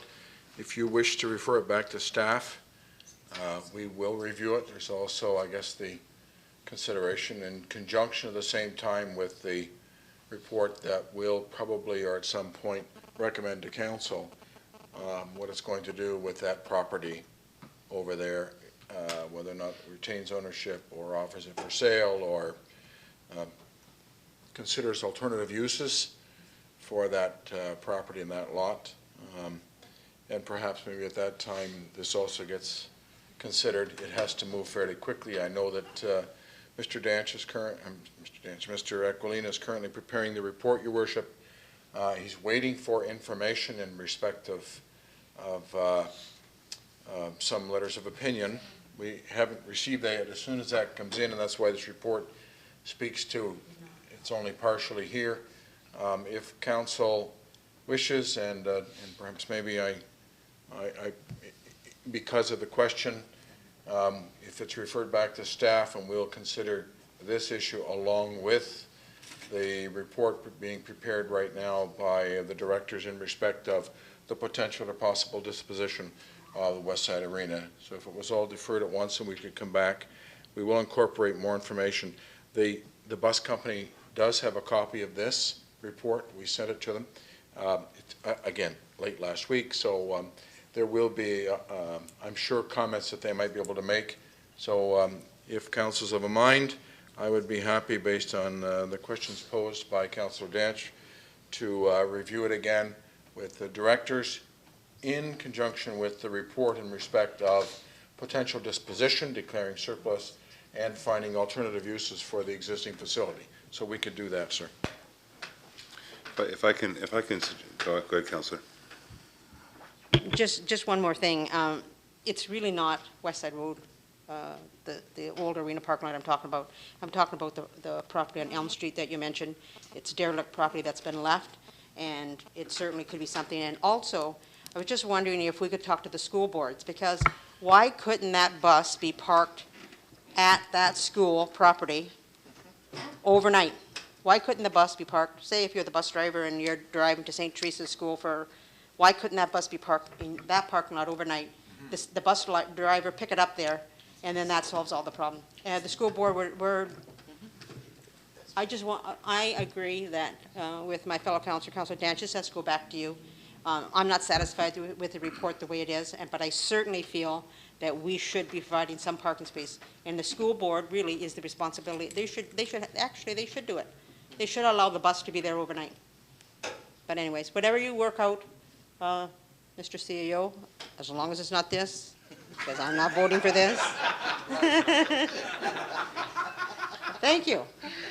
I do want to caution council, however, because there is a cost attached to this that the taxpayers are subsidizing. That's right. That's the bottom line here. And I got 7 trucks. Are you going to park my trucks too? And I'm sure someone else is going to have 6 or 7 trucks. So at the end of the day, we have to be careful, and I know we're trying to do the right thing here for the bus company and those that work for the bus company. But at the end of the day, what we're also trying to do is relieve the taxpayers of the ongoing onslaught of tax dollars that they're paying for things that they really shouldn't be paying for. So I really caution council with respect to this. I agree with the Councillor Kenny and Councillor Danch to refer this back to staff. Right now, we are getting the benefit of the lot not really incurring any expenses due to that particular activity, because we, like as I said earlier, we have to plow it anyways. But that arena is going to be decommissioned, we're hoping, in January of 2013. Once that arena is decommissioned in 2013, any activity is now borne on the users of that property, or should be borne by the users of that property, not the city's taxpayers. That's my opinion, it's council's decision, but I just, we can't be talking out of both sides of our mouth here, especially during budget time where we're trying to save the taxpayers' dollars, while at the same time, we're bringing some further expense to them on somebody else's behalf. So I caution council on that, and I would agree with Councillor Kenny and Councillor Danch to refer it back and to look at, for now the time being, you know, it's fine because we haven't declared it surplus yet, but to come back when it is declared surplus, and quite frankly, even go to the point or go as far as identifying what those costs would in fact be to refurbish that parking lot, take that kind of traffic, as well as the ongoing operational costs, for example, to plow the property, hydro for lighting, etc. So again, I think we have to recognize that, and that's why I would support a deferral to staff, at the very least until the property is declared surplus. Councillor Demeray and Councillor Steele. Thank you, Mr. Mayor. I was just, I also agree with Councillor Kenny that we should be looking into having the school boards take a role in this. It's a good fit. They all have parking lots in it, and that would certainly work. But the issue of parking large vehicles is really coming to the forefront. I've heard a couple of truck drivers just recently say that they were parking their vehicles just over by the quarry there, and now they're not allowed to do that anymore. There's a charge being put on them. So now we're looking at trucks popping up a few places where they used to be able to put them in a parking lot somewhere else. They can't. They have to pay now. So we're gonna be looking at large vehicle parking somewhere, and we should actually have some kind of plan in place, not just school buses, but truck drivers as well. Absolutely. Councillor Steele? To me, we are wasting taxpayers' money talking about a private company. This is a private company. If they want to park buses in Port Colborne, they either A, lease somewhere, rent somewhere, or buy somewhere. I know 3 large trucking firms that pay a hell of a lot of taxes to the city of Port Colborne that would love the city of Port Colborne to take over parking issues and give them nice big parking lots to put their fleets on. No, I agree with this report that we shouldn't be providing this service. It's a private company. And I was really ticked off, to be quite honest, not with the drivers. I appreciate when the drivers come out and spoke to us, but the people that were here who, to me, tried to hide themselves as drivers, that they were representing the drivers as drivers, but they were actually from First Student. You know, no, they're a private company. They've got a big lot in Welland. Put one in Port Colborne. I mean, is our next job is to pay for rides for guys that work at a business out of town because it's their job? I mean, it's your job. You find a way to work. It's not up to the taxpayer of Port Colborne to run this. And to say that it's free to plow the West Side Arena, no. When those buses are there, we have no use of that property. So if we don't really need that property, then don't plow it anyways, and there's a cost savings to us. But we're plowing it because we're allowing, you know, trucks and buses to park for free. But it's a private company. We shouldn't be out looking for property for them. They should be out. And through your worship, staff have already done that, and they heard nothing back from the company. They couldn't come to any agreement. So, you know, I think now is the time to put this in place, especially for the West Side Arena. You can't do it mid-season. You got to do it now when their buses are all parked somewhere else, and they got to go out and find somewhere. You know, your worship, you're correct. We have to find savings, no matter how big or how little. But you know, it is a private business. If we're going to start subsidizing private businesses to this extent, where does it stop? You know, we have a duty to the taxpayer to start weeding away certain aspects of what we do. And, you know, I think we do far too much with the taxpayer dollar, and I think we've done a good job over the last number of years of starting to weed this stuff off. And this is a perfect example. The parking lot that was put in there was for short term because we knew we'd be building a new community center. That's not going to be there for much longer. All it is stone and chip. And if you go to that side of the parking lot, it's a mess, especially at the back. I mean, and we're going to want to keep that one section because you still have your ball fields there and your tennis courts. You're going to still maintain some semblance of parking for those people. You can't be flooding it now with buses because where are those people going to use that are going to be using our park there? So now's the time to do it in the summertime when they're not running. They can find a spot to park. I mean, if we have a piece of surplus land, we'll sell it to them. Thank you, Councillor. Members of council, did you want to say something, Bob? No, I said enough. Mr. Sinez? Just one other point is what's part of the recommendation that I think is important is the parking of commercial vehicles in the new Valley Health and Wellness Center, because that's going to be a brand-new parking lot, and I don't think we're going to want buses and trucks and all that parking in that center, because it's going to be active all year round, and you're going to have a brand-new paved parking lot that we're not going to want to get destroyed. And the report does speak to that. And in particular, it will be allowed for teams that are obviously visiting the Health and Wellness Center, sports teams obviously, but to have these vehicles parked there on a regular basis like has been the habit, absolutely right. So members of council, your pleasure to this motion. There is a motion on the floor. I've heard a lot of opinions. Now we need some direction. Councillor Kenny. Yes, I'll just refer this back to staff for another. Okay, do I have a seconder to that, please? Councillor Danch. Any questions or comments to that? Refer back to staff. Is there a time frame, Councillor Kenny, that you want to attach to that? Yes, I would ask the CEO, how much time do you need? I think it should be done this summer, though. I don't think it should go on. So completed by? So completed by, A decision being made before the school season starts. how about, do we have for the next meeting or the first meeting in August? First meeting in August, does that give you enough time? Worship, depends on the information that we're going to have, because I need to connect this with the next report so that you've got a broader picture. So insofar as notice and how we're dealing with that property, it will be dependent on council's decision as to its potential use in the new copy. So can I say, Your Worship, that we'll bring it to council as soon as we get the other information. If that's the next council, we'll try and bring it here. If it's the council after, we'll have it here. The decision, Your Worship, will be before this council, before the beginning of the next school season. Thank you, Mr. Howell. Just a question, if I may attach to that. When are we expecting the report to come to council with respect to what we're going to be doing with the West Side Arena in terms of declaring it surplus or whatever recommendation staff's supposed to come out with? Mr. Aquilina? Thank you, Mr. Mayor. As Mr. Heil had mentioned, I am working on that report, just gathering the information, and that will be before council's consideration. When? As Mr. Heil mentioned, as soon as I get the information on what the value is of that property and another property, that will be before council for a decision as to what you want to do. Declare it surplus, retain it, all the options will be before you. Great. Thank you, Mr. Aquilina. Thank you, Mr. Howell. Members of council, you do have a referral motion on the table. All those in favor? Opposed? That would be carried. Thank you. Mr. Howell.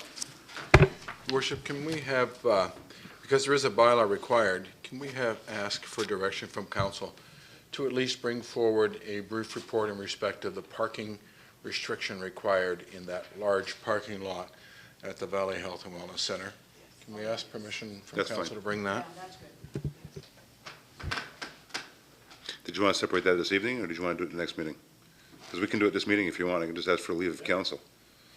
The sooner the better, Your Worship. We can work at it. Madam Clerk. I can see that. I can see that look in your face. What would you prefer? You'd have to introduce a motion for leave, so that's council, that certainly is. You're comfortable with that? That's what Good answer. it Why don't we bring it to the next meeting? I know you feel more comfortable with that. You're welcome. Thank you, Mr. Howell. We'll now move on, members, to the next item. We have, I can read your mind. Item 6, Councillor Kenny. Thank you once again, Your Worship. This is a memorandum from Darlene Suttard, Environmental Compliance Supervisor, reappointment of a member to the Backflow Committee. That Councillor, let's get your hands up, councillors. There you go. That Councillor Elliott be appointed to the Backflow Committee. Thank you, Councillor. Do I have a seconder to that, please? Councillor Butters? Any questions, comments? All those in favor?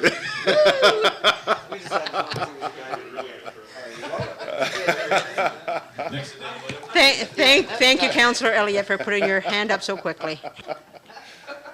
Oh, Did you have Did you have any comments, Councillor Elliott? I look forward to being on the committee.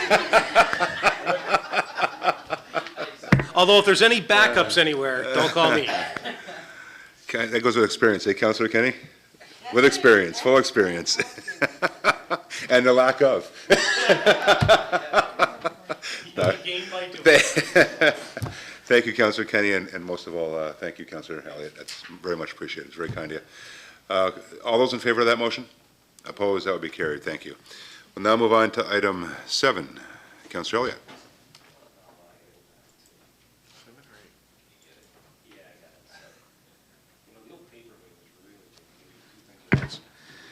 That the correspondence received from the Region of Niagara Re policy, receipt and consideration of unsolicited proposals, report CSD 70-2012, be received for information. Thank you, Councillor. Do I have a seconder to that, please? Councillor Desmarais, questions or comments? Councillor Elliott.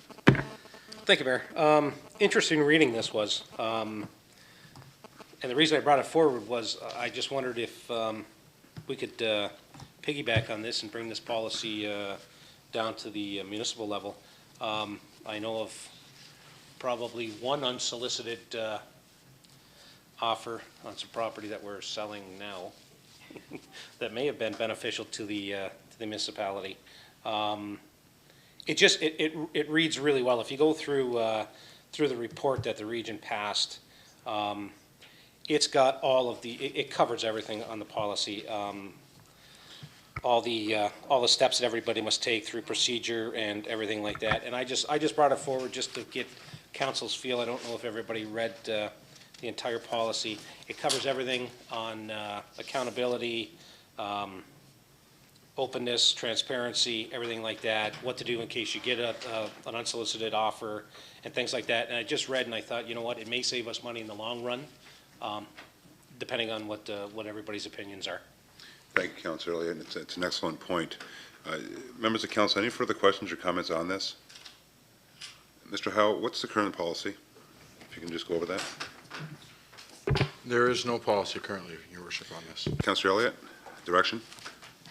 I would like to put it to staff for a staff report, if that's the direction we want to go, just to see what staff has to say about this, what it would take to implement. Obviously, the region has passed it. You know what? If we could duplicate what they've passed, it would work well with us. I don't foresee a lot of unsolicited offers coming in on things we have, but you never know.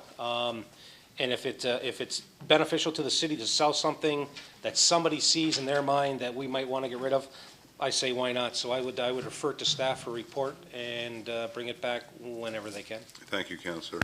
Mr. Howe, would it be your preference to simply just change it this evening, or would you like to take a closer look at it to come back with a recommendation? Your Worship, I would like to refer it to the directors for a complete review about circumstances that we have at the local level that would not be necessarily something that's occurring at the regional level. Thank you, Mr. Howe. So we have a referral motion. Do I have a seconder to that, please? Councillor Danch. Any questions or comments? All those in favor? Opposed? That would be carried. Thank you, members, and thank you, Councillor Elliott, for bringing that forward. Members of council will now move on to item 8. Councillor Butters. Thank you, Mr. Mayor. Let's see. This one is the Region of Niagara regarding the Great Lakes and St. Lawrence Cities Initiative Annual Meeting draft resolutions that the correspondence received from the Region of Niagara regarding the Great Lakes and St. Lawrence Cities Initiative Annual Meeting draft resolutions be received for information.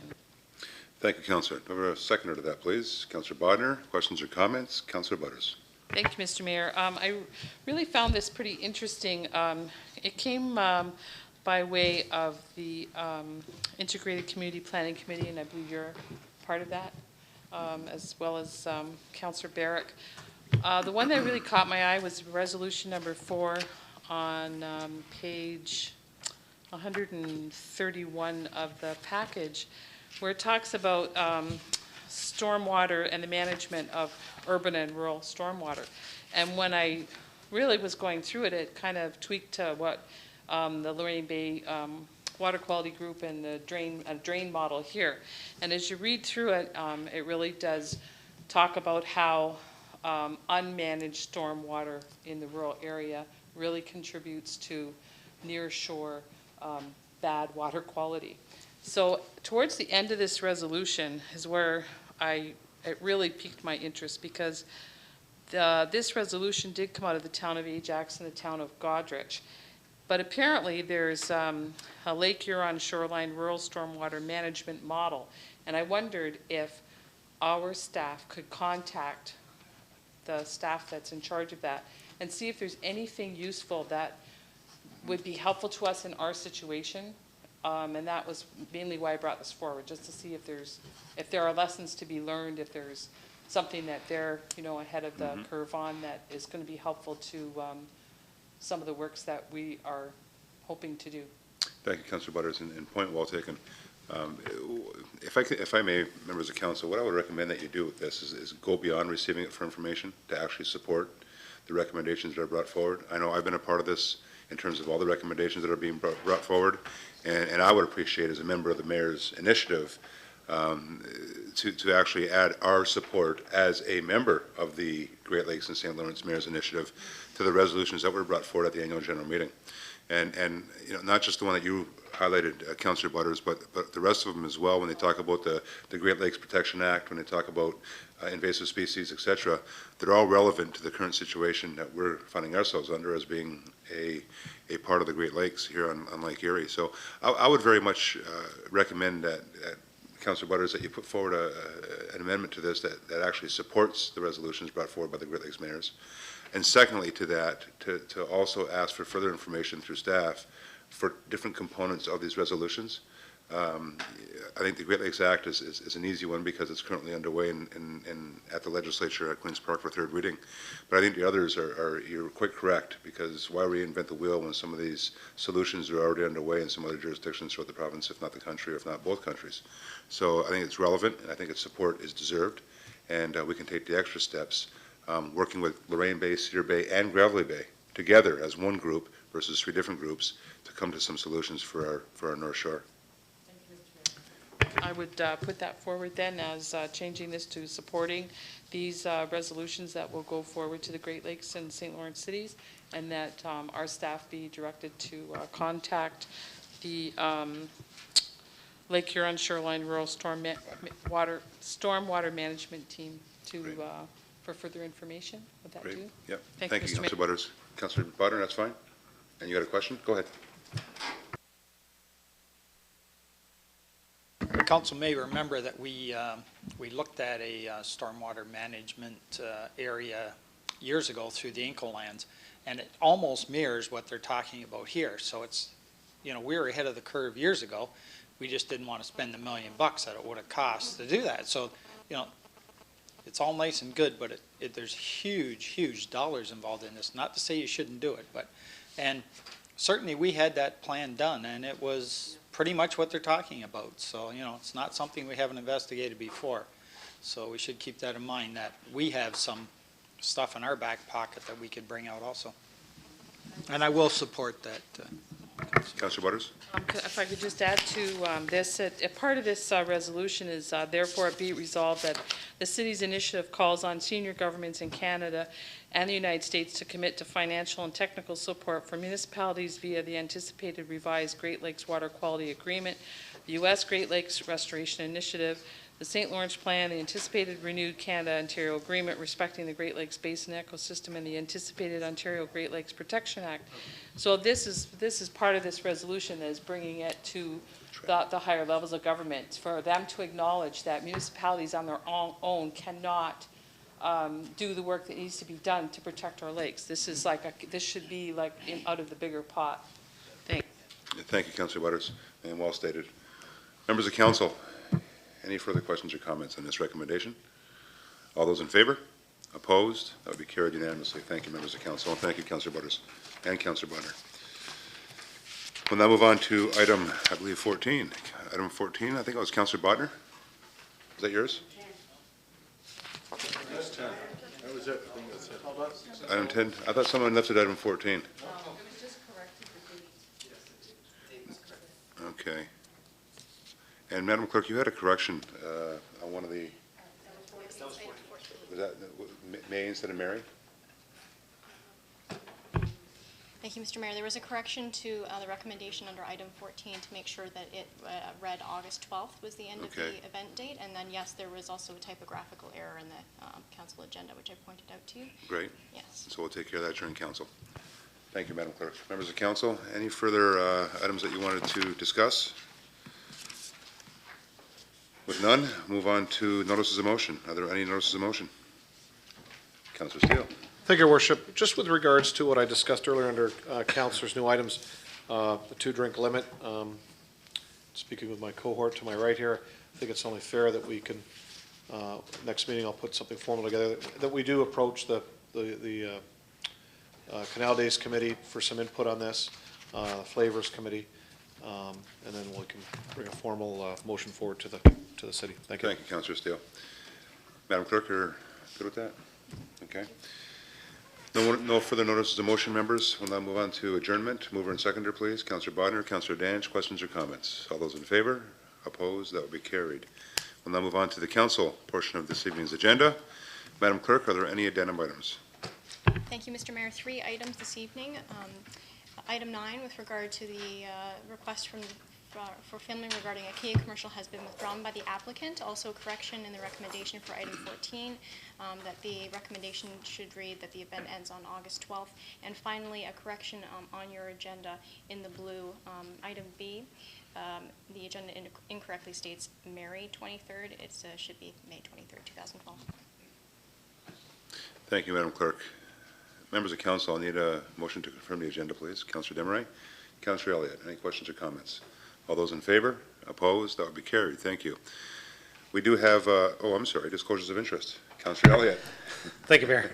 Item number 4, I have an indirect pecuniary interest employer. Thank you, Councillor Elliott. We do have 2 sets of minutes, members. I will do them in block, if you don't mind.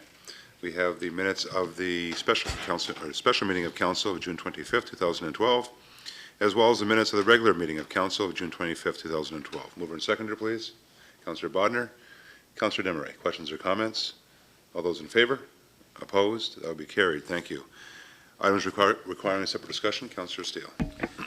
Item 4 for the conflict. Thank you. Any further items, members? With none, I'll take a motion to adopt the remainder of the items. Councillor Desmarais, Councillor Kenny, questions or comments? All those in favor? Opposed? That will be carried. Councillor Steele. Thank you, Your Worship. For Councillor Elliott's conflict, item number 4, Department of the Chief Administrative Officer, report number 2012-07, subject use of city parking lots for large vehicles, trucks, and buses, that this report be referred back to staff. Thank you, Councillor Kenny. Have a seconder to that, please. Councillor Danch, questions or comments? All those in favor? Opposed? That will be carried. Thank you. We'll now move on to the minutes of boards, commissions, and committees, and once again, I will do it in block if you don't mind. Nobody wants to separate those, ask for a recorded vote or anything? No? Okay, we're good. No, thanks. I got enough of those at the region. Minutes of the Environmental Advisory Committee meeting of May 2nd, 2012. The minutes of the Canal Days Advisory Committee meeting of May 23rd, 2012. I'm sorry, that would be May, right? The minutes of the Seniors Advisory Council meeting of May 17th, 2012. And the minutes of the Downtown Port Colborne BIA General Meeting of May 9th, 2012. Mover and seconder, please. Councillor Kenny, Councillor Desmarais, questions or comments? All those in favor? Opposed? That will be carried. Are there any notices of motion? Councillor Steele. Thank you, Your Worship. Just as in the last meeting with regards to the number of drinks available at our events. Thank you, Councillor Steele. What did I say? Did I? They call him Councillor Kenny? Sorry. He didn't even notice. He just went over his head. Yeah, he did. It happens. It happens. Madam Clerk, the introduction of the bylaws, please. Thank you, Mr. Mayor, that the following bylaws be read 3 times and finally passed. Bylaw 58288212, being a bylaw to authorize entering into a contract agreement with Coffee Geotechnics, Inc. regarding consulting services for RFQ 2012-11 hydrological study for the Schofield Avenue groundwater pumping station. And finally, bylaw 58298312, being a bylaw to temporarily close a section of Catherine Street to vehicular traffic for purposes of the Royal Canadian Legion street dance. Thank you, Madam Clerk. Mover and seconder for the bylaws, please. Councillor Elliott and Councillor Butters. No questions or comments? All those in favor? Opposed? That would be carried. Madam Clerk, the confirmatory bylaw, please.